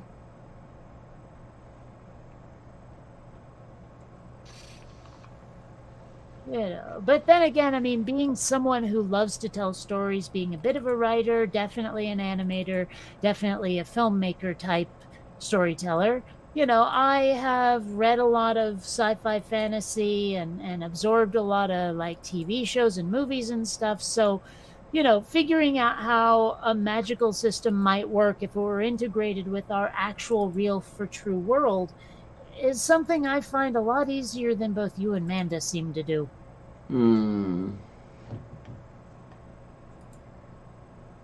Well, I'm not necessarily the liberal arts type, so.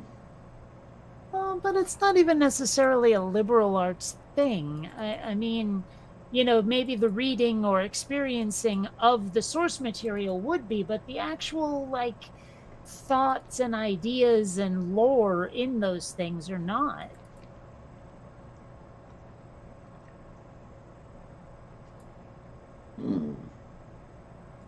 I mean, it's think of it like a scientist considering a hypothetical, especially if it's like a theorist who's going, well, what would the universe be like if it had this many dimensions? Math.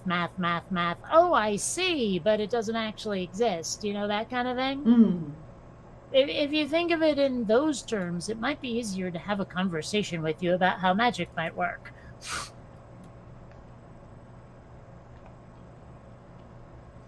I have a real problem with magic, but that's just my literalism.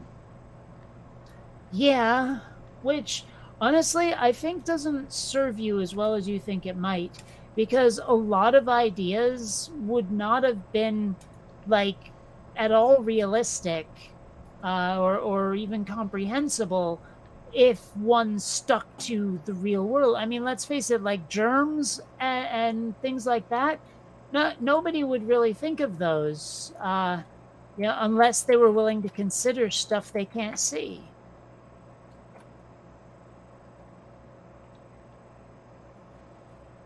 I've got no problem with stuff I cannot see.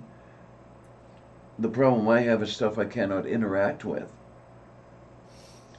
Well, there's a lot of things you can't interact with that can nevertheless be studied. But studying is itself an interaction. No, it isn't. I mean, maybe we're defining interaction differently, but your act of looking at something will not affect it in any fashion. And I don't consider it an interaction until you've had like an actual material empirical effect on something. I mean, I guess you could go all Schrodinger's cat on me with this one, but if your interaction with something has no measurable effect, no quantifiable effect, I'm going to say you didn't interact with it.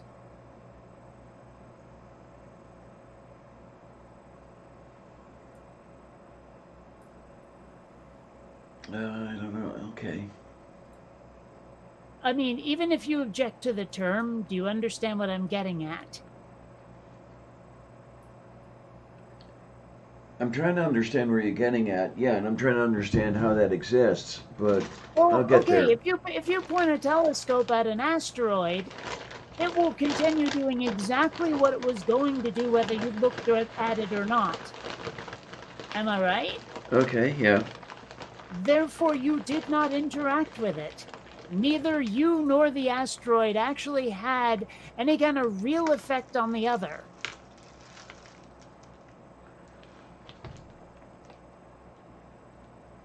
Okay, and I guess what I'm trying to figure out is whether interaction requires having an effect Well, that's on. why I said even if you object to the word, do you understand what I mean? I understand what you mean. Okay, fine. Then I'm going to say that the act of studying something does not necessarily mean you've interacted with it, as I just defined interaction, whether that's the word you would choose or not.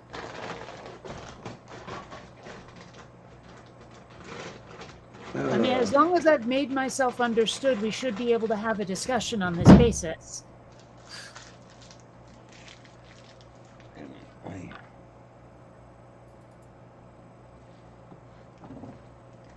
Excuse me while oh, there it is. I found it. I found it. Yay, I dropped a lifesaver. Okay. So I take it you're not prepared to have that conversation then. What I'm trying to figure out in a way that I can make myself understood, and it's not going to happen, I know that. The asteroid and you have had particles exchanged. Those particles are called photons. Now you can see that. Yeah. So that exchange But of particles is what I'm calling an interaction. okay, but what kind of effect do those particles have that would be different without the interaction? Like, as in, what would it change about either of you?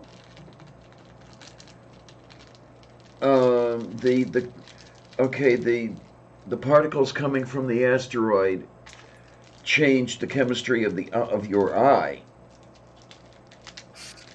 and this is the act of seeing it. Yes, but that's not what I asked.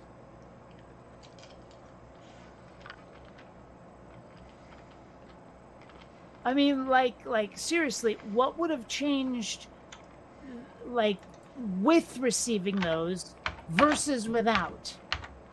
I mean, like, what really would have been any kind of significant change? And actually, I'm gonna object on this. It may have been the source of photons, but the photons did the interacting. Okay, so now I'm trying to straighten my own head out here, so I'm going to Berkeley. Okay, interaction is observation plus action that affects the source of the data. Oh, see, there we go, plus action. By that definition, what you are describing is not an interaction. There we go. That's what I was saying all along. Okay. Yeah, so I learned something. Yeah.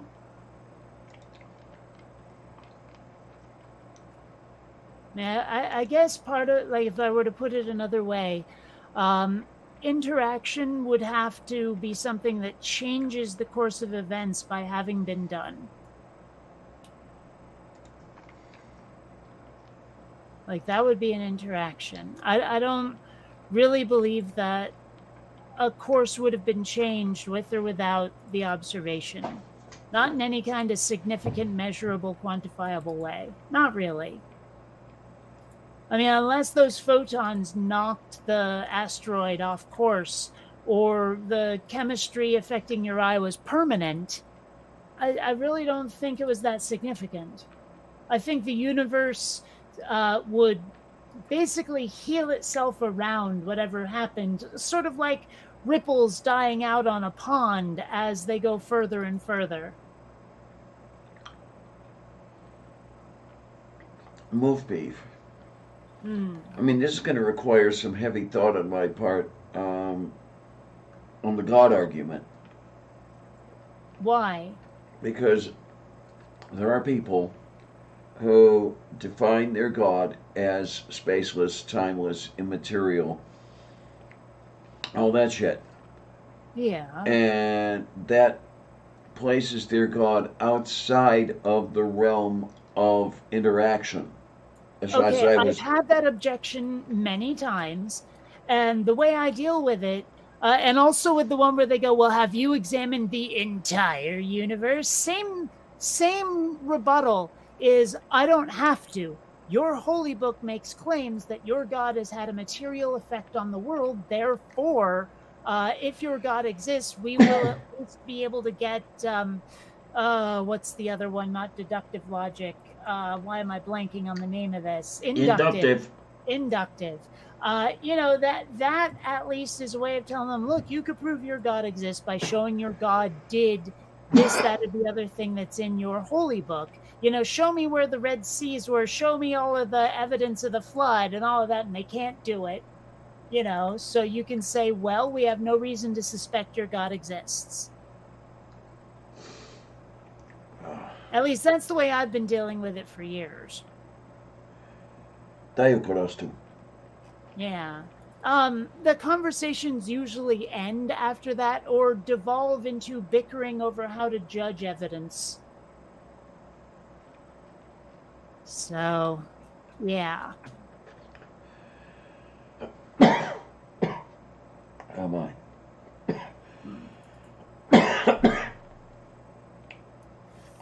Inhaling watermelon lifesavers is not a good thing.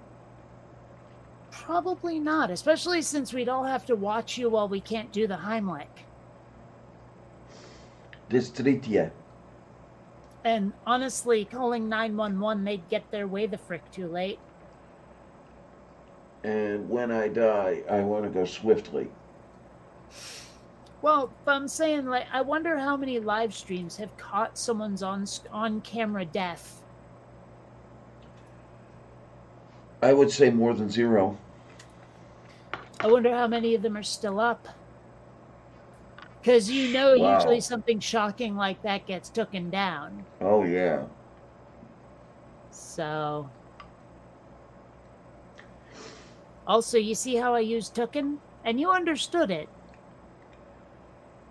Tikken toka tuken. No, tooken. Tooken. It's like took, but you know, past tense. Like taken, but without changing the vowels. Why do we do that anyway? What, the irregular verbs? Well, yeah, you know, where like the past tense isn't just the present tense with an ed on the end of it.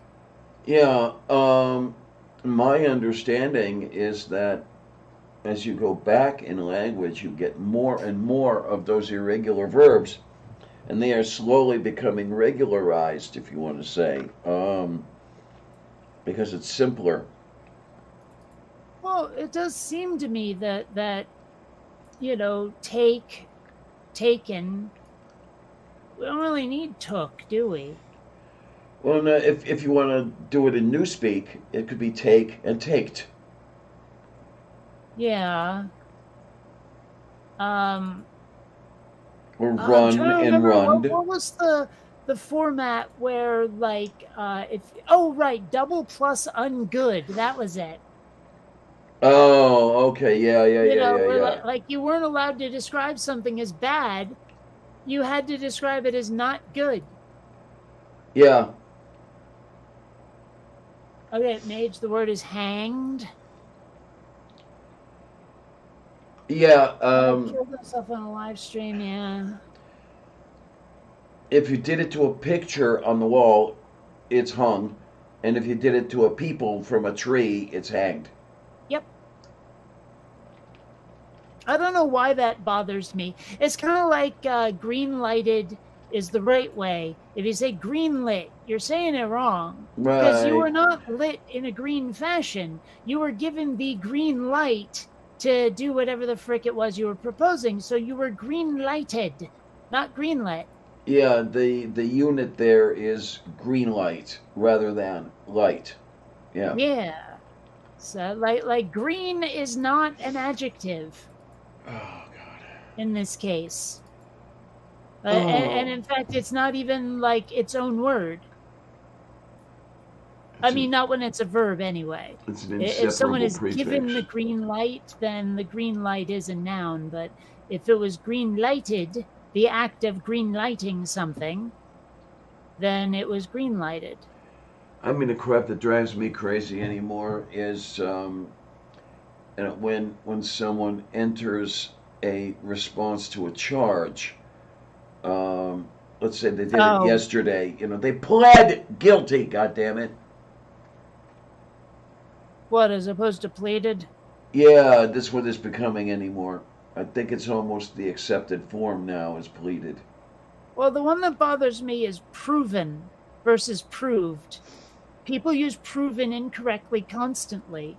A proven is actually an adjective. You have like a proven friend, someone who over time has shown themselves to be quite reliable is a proven friend. Tayo But Colostum. if there is a hypothesis and it gets proved, then it was proved, not proven. ¿Para qué? Right? But people, especially like I actually looked this up once, and it turns out it's more common in the United States to say proven than proved versus like say Europe, for example. Now, I think part of that is just us trying to put on airs. Or it's like, oh, look how fancy we are. We say proven instead of proved. Haha, that kind of thing. Yeah. I mean, I may be wrong, but I get that impression sometimes. More syllables, therefore it's better. Or something. But I mean, point being, it's something that I've given perhaps more thought than I ought to have. But I've given it thought. You've gifted it thought. No, I said given. Well, I'm trying to turn it into Newspeak. Okay. I actually haven't read that book in ages, so I don't really remember how Newspeak works. It took me forever to remember the double plus ungood part. When was the last time I read 1984? I think it has to be at least 30 years ago. Also, I keep mixing up 1984 and Brave New World. Like, I know they're different, but they're like dystopian enough that it's really easy to think one and the other.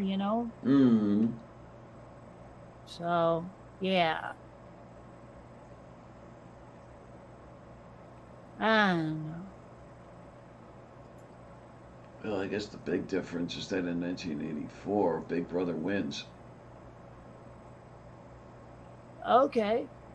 Also, I can never really quite like for some reason I got a mental image of at least 1984 that did not or wait, no, sorry, Brave New World that didn't match the movie, the John Hurt movie. Like I never pictured it as like wrecked cities that were on fire and all that crap. For some reason I pictured it in like underground corridors like THX 1138. Dal But then again, I also sort of picture Brave New World the same way. Very sort of Logan's Run-ish, you know? Yeah, okay. And I should reread them. I think I read them in like middle school or high school. So maybe I should give them another read and like reevaluate. Be prepared to ask yourself why you ever liked it in the first place, right? Never said I liked it. Okay. I said I read it. You know, and I'll be honest. Like, okay, I've spent a lot of time just rereading favorites without trying something new, and given that it's been a couple of decades for both 1984 and Brave New World, it'll be like reading them for the first time, even though it isn't. So I can feel good about it. You know what I mean? Mm. Well, I did that to Catcher in the Rye. I think the first time I read it, I was 11, maybe, and then I read it again when I was around 50. And I tell you, when I tried to reread it, I couldn't get through it. It was like, why did I even read this the first time? Hmm. Well, I mean, you know, there are a lot of books where I started them thinking, you know, this sounds good or this was recommended to me. And, I mean, I think I've mentioned my complaints with the Dragon Riders of Pern, Moo. Moo. you know, things like that. Like, I heard so many good things and I wanted to give it a try, but it turned out to be, well, not my thing. Mm. You know, so, well, what can you do, I guess?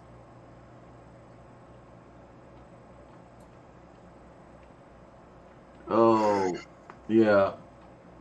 What? I remember that one, Mage. What? Mage mentions that there was the one politician who killed himself on camera. Oh, That was that's the one I'm thinking of. It was here in Pennsylvania. well, but was that recent? Just the way it was phrased, it sounds like the 70s or Um, before. it was while I was living here, so it's been in the last 30 years. Okay. Huh. Weird. I didn't hear about that one. You'd think even that would have reached my ears as news, but apparently not. Let's see if I can find it.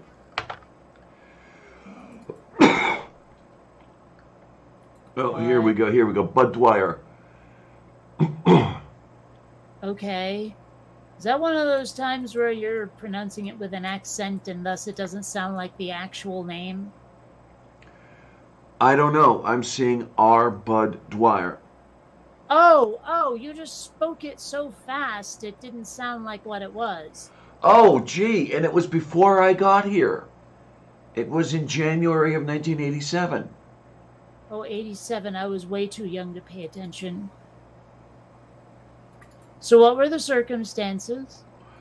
Um, okay. I believe that he was charged with some sort of wrongdoing in office. Let's see. Okay. In 1986, Pennsylvania State Treasurer Bud Dwyer was convicted of bribery and was to be sentenced to 55 years in prison. The day before his sentencing, 22 January 1987, Dwyer held a press conference where he maintained his innocence. Some stations were carrying the event live. At one point during the news conference, Dwyer pulled out a .357 revolver from an envelope and took his life in front of the cameras. Before he killed himself, he could be seen handing out envelopes to staffers. One of the envelopes had a suicide note for his wife. Another had a signed organ donor card. Bit of a drama queen, this fella. A little bit. I mean, you know, it's funny when you think about it. He never got to see the aftermath, you know, like he never got to see if he had the effect he was trying to have, if he was trying to do more than just get out of a really bad situation. Like if he was trying to send a message, did it get through? He'll never know. In 1986, and it State sounds Treasurer like Bud no. Dwyer was convicted of bribery and was to be sentenced. And I hate that when that shit plays its own shit from the webpage. Oh, yeah. I don't know. Yeah, but that was the year before I got here. Okay.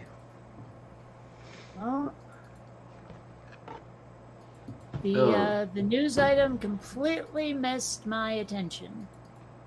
But again, 1987. You would have been 12. Yeah, well, or 11. Yeah, I was way too young. Way the fuck too young. Hell, it wouldn't have shocked me if my parents had tried to keep me from it. You know, oh, it's too bad for your sensitive eyes. You can't see this. You know, we don't want you to lose your innocence quite yet. We want you to be completely unprepared for the outside world when you're tossed out into it, because we preserved your innocence. You know, that kind of nonsense. Tayo Korostu. Ah, well. Oh, Karapatetia ke bufu. It's many much bufu.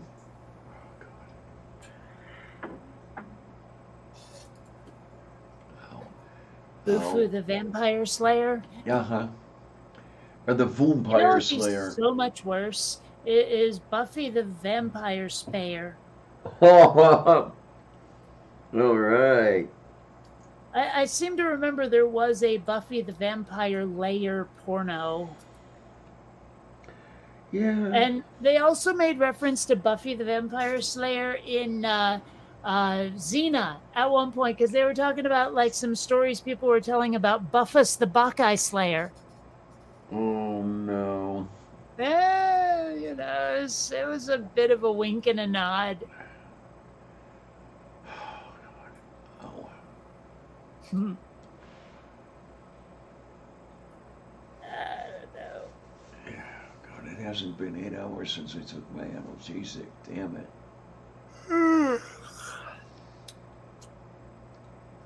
Wow, I shouldn't be this tired at like 10 to 8. I blame the weed. That is for you. Ow! That's something I should get though. I do. Yes, I agree. Yeah. It would be a good thing to get. Maybe. Although I will say though that like the indica seems to enhance physical sensations. So I mean, if you're looking for pain relief, find something that's not indica. I don't even care about getting high. I just want the pain relief. Then don't get indica. Oh, hello, Aunt Kitty. Oh, who are ya? Who are ya? I mean, how are ya? How are ya? Oh, God.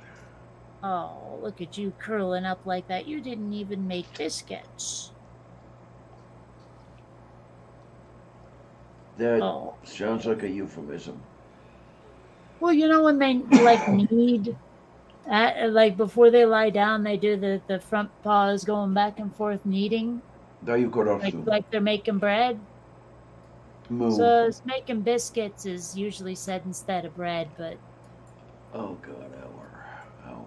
I mean, oh, look at you going all head to tail. You're so cute when you curl up like that, you adorable little monstrosity. Oh.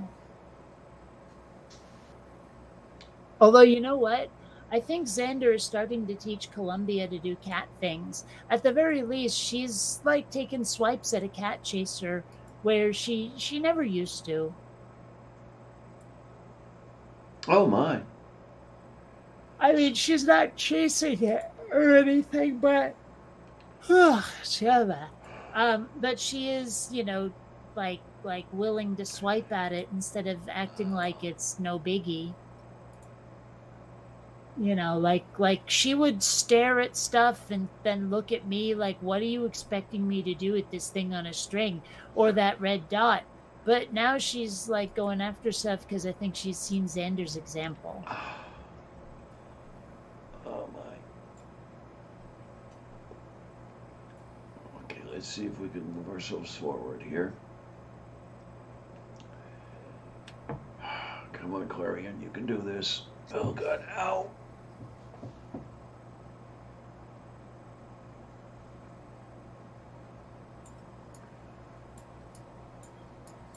Moo. Oh, jeez.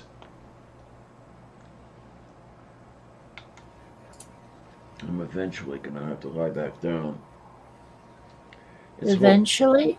Yeah, it's horrible when some of the few times you're not in pain is when you're lying in bed, because you don't get very much else done when you're doing that.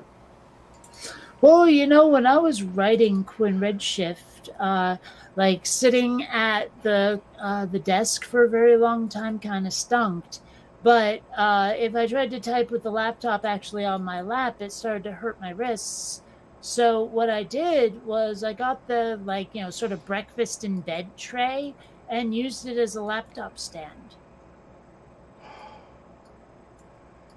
So, I mean, that's an option if you want to get something done, at least on the computer.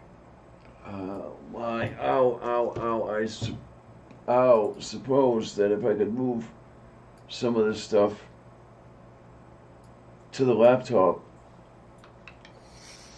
yeah, I could conceivably get one of those hospital tray tables.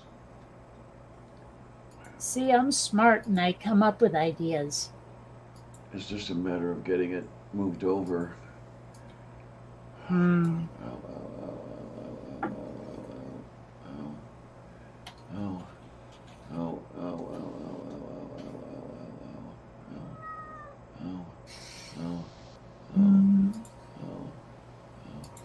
Uh-oh, someone mentioned me on Facebook. I have to go into denial. Oh, never mind. It's someone posting a GIF that's more like a congratulations. So they mentioned me for good reasons. Somebody put peanut butter on Facebook? Nope. Well, I'm sure someone has, but in this context, nope.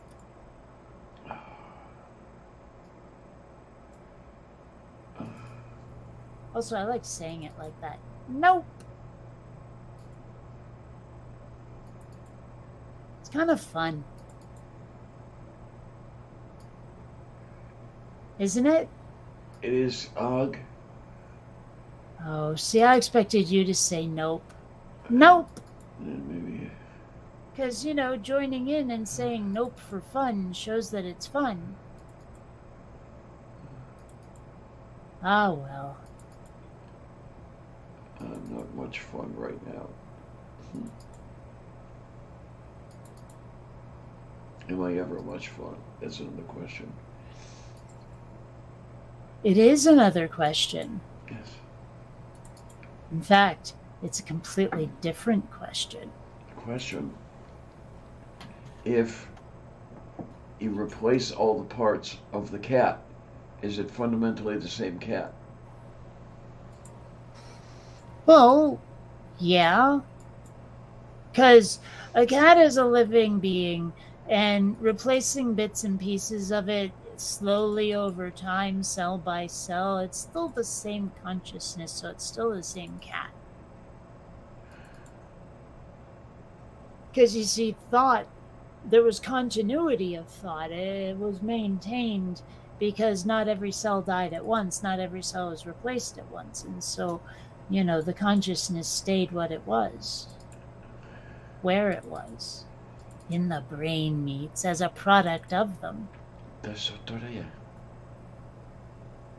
Maybe it's just me, but that sounded either like a Central American holiday or a Central American drink. Whatever Whatever it was, yeah. I'll have to see if I can come up with a recipe. Oh, okay. I think you have some tasso and some tortilla. See, Dorje totally sounds like some sort of like, I don't know. It sounds very liquory. It sort of sounds like it's related to tequila. You know, like okay, tequila with a Dorje floater or something. So You know. it is the fermented juice of a torreado cactus. Sure. And they make cactus booze. I can't remember. Is that mezcal or something? Um, I think it's it, made from agave.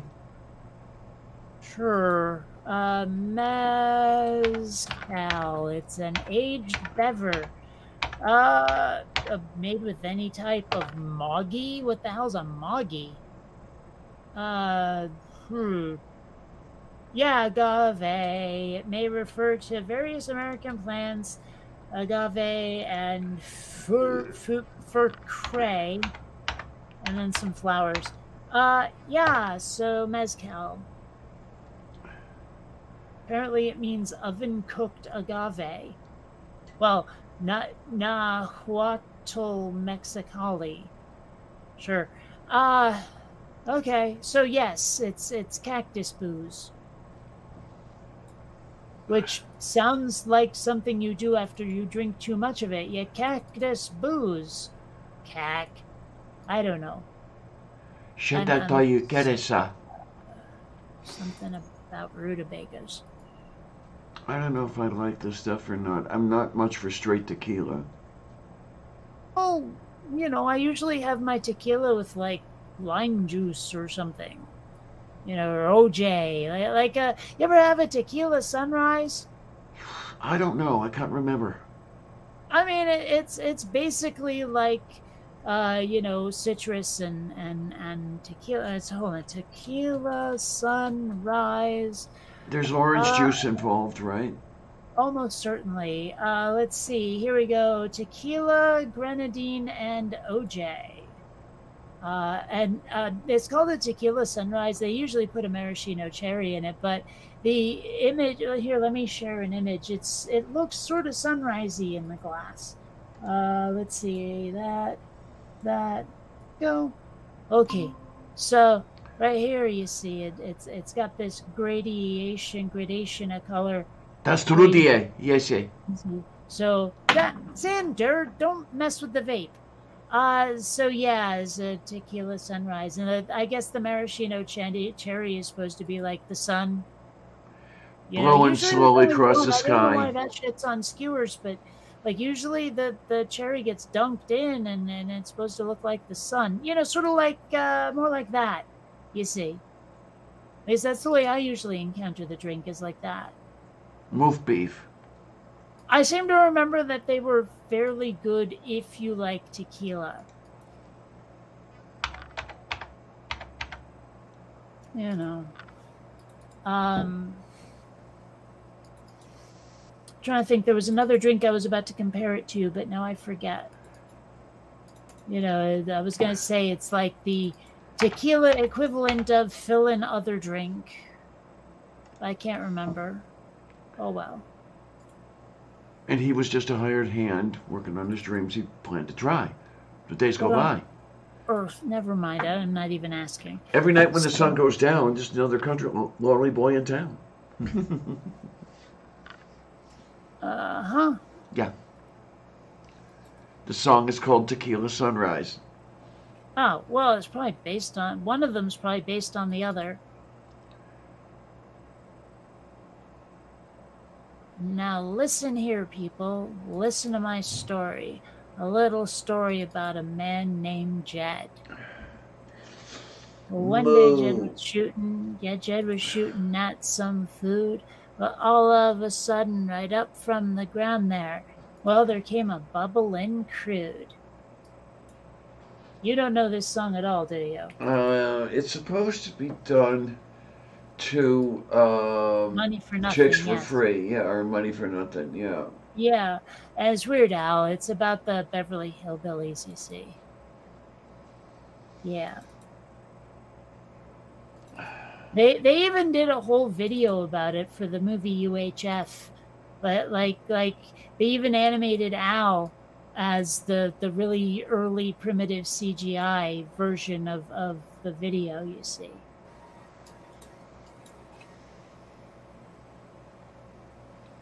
Este vetrata porque che sente. And other sentences that involve you see. It is the You stuff see. and the stuff. Xander, stop that! You are not to bat at the vape. He's giving me this look like, why are you so upset?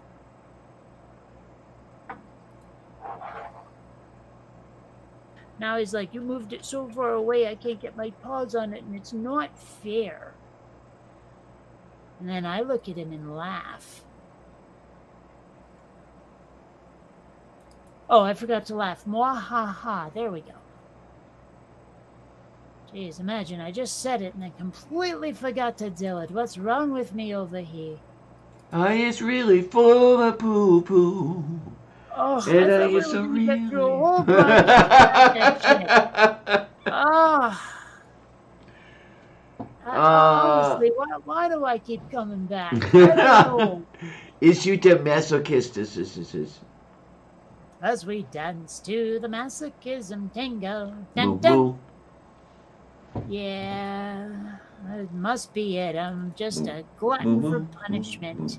Moo, moo, moo. Although it's weird because I'm usually the one making the puns. It's the Biggie and it's the Boo, and I is really, really full of poo. Oh, on that we can agree. Oh. There. Xander's giving me a look. Yeah, it's funny. Sometimes I think he gets the concept of television, or maybe he's just attracted by the bright light. But sometimes when I'm watching something, I catch him watching it too. Okay. I think he just doesn't want me to know how smart he truly is.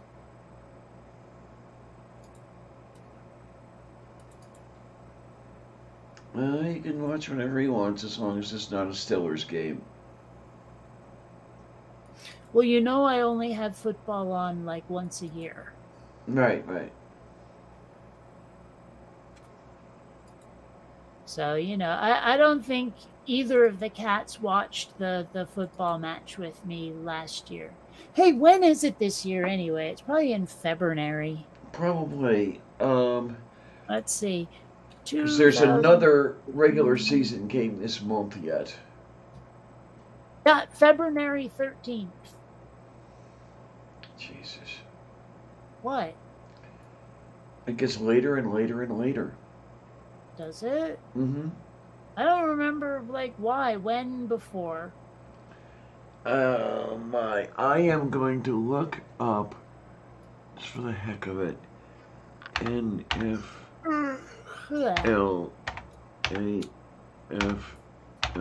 Championship. Oh, look at you, you cute little kitty. Oh, my cute little kitty face. Oh. Actually, usually only Columbia gets called kitty face. I don't know why I did that for Xander. Okay, the game that doesn't exist, they give it a name that doesn't exist. It was the AFL-NFL championship game. Was played 15 January 1967. Well, January, February, it's like a month apart. It's not later and later and later. Well, that's 4 game periods. What? Yeah. That's No, I don't know what you mean by that.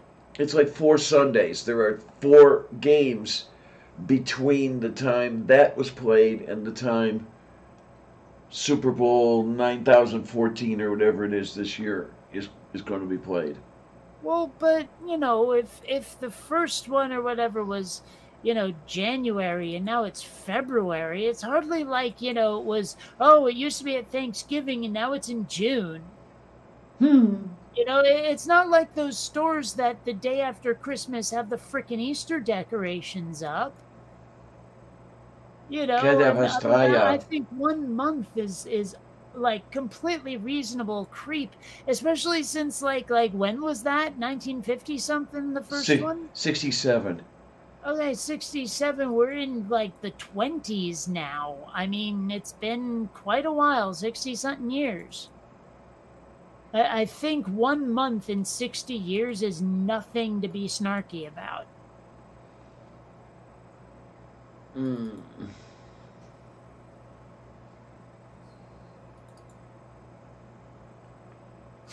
And they got it all by adding levels of playoffs. By what? They added levels of playoffs. Oh, levels! That is not what I heard. I heard lemons. Oh, well, that's it. Well, it didn't make any sense, did it? Xander, get that. I see that look in your eyes. You do not go for the vape, or I light you on fire. Can I watch? No. No, this will be a private immolation between family.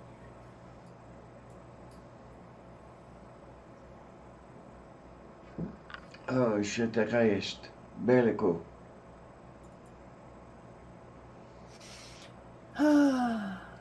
I am so tempted, like, to make a stir fry. I mean, sure, it's like 8 something, but I'm gonna get the munchies eventually. I should make something healthy. There I you mean, go. chicken and veggies and rice is fairly good for you. Fairly. You know. Or do you keep a container of rice in the frigginator just for cases like this? I do not. I would make it in the rice cooker, and then while I'm starting at least to cook the other stuff, I'll have it in the fridge until the other stuff is ready, and then, dump the rice in and season a bit more. I've found that I've been putting in way the heck too much soy sauce and or tamari, whichever one I'm using, because like less is more. I've been drowning it in this stuff, and that's too much.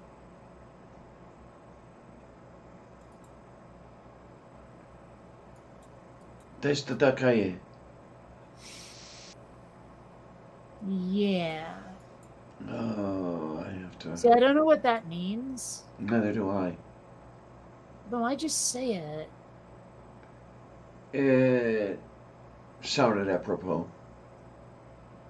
But how could it if you don't know what it means? I'll make it mean something by the time this day is over. Oh. Okay. I can allow that. Because I'm a good person. It is stuff and it is the thing. I think I will have a chicken wing. No, huh? I'm just gonna not react.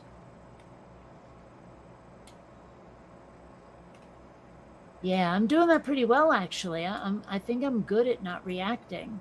You couldn't tell, could you, that I was, like, at all thinking anything. Right. Whether or not I'm known for that, this time around, I clearly shouldn't have been. Debetraye. You're not buying this at all, are you? Nope.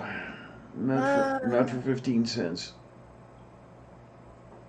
Really? Because I'd buy that for $1. You don't get that reference. Oh, is that a Dollar Tree commercial or something? It's from RoboCop. Oh, okay. There was this sort of TV show. It looked like some sort of like We Wish We Were Benny Hill kind of like variety show, or possibly a game show. I'm not sure, but the catchphrase of the host was, "I'd buy that for $1." And like usually he said it when something sort of vaguely sexy happened or something slapsticky, I guess. But so like anyone who was at least a kid or teenager in the 80s knows I'd buy that for $1. Well, remember, I saw RoboCop, 40 years ago, so I've forgotten most of it. Yeah, well, tough. And it's more like 15 years ago. Oh, okay. Well, I mean, I'm pretty sure 25.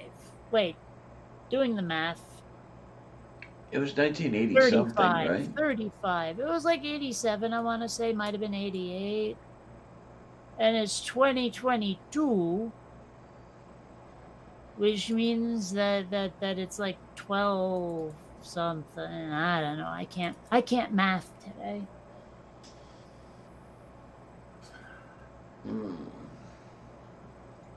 Yeah. Anyway.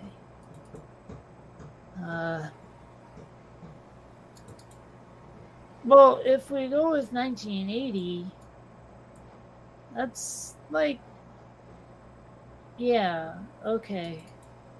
But then with 87, so about 35 years. Ish. Homie Ishmael. Dayu Korostu. Yeah, I remember like reading director commentary or something where Ishmael means nobody. So like the record or whatever is meant to be anonymous. Like the story is told from someone who's not identifiable. I don't know if that's supposed to symbolize something. Maybe it's just to make the dude an everyman type, you know? I don't know. I'm just guessing. Ah, my.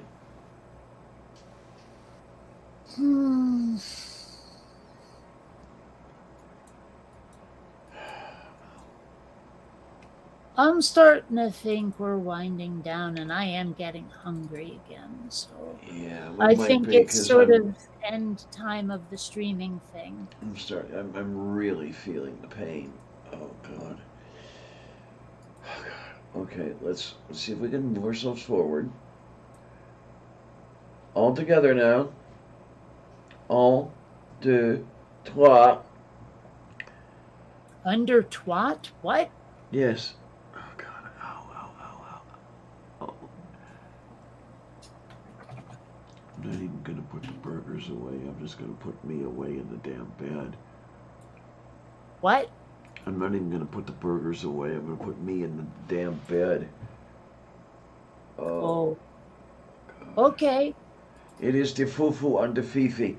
Anyway, I want to say, ladies and gentlemen,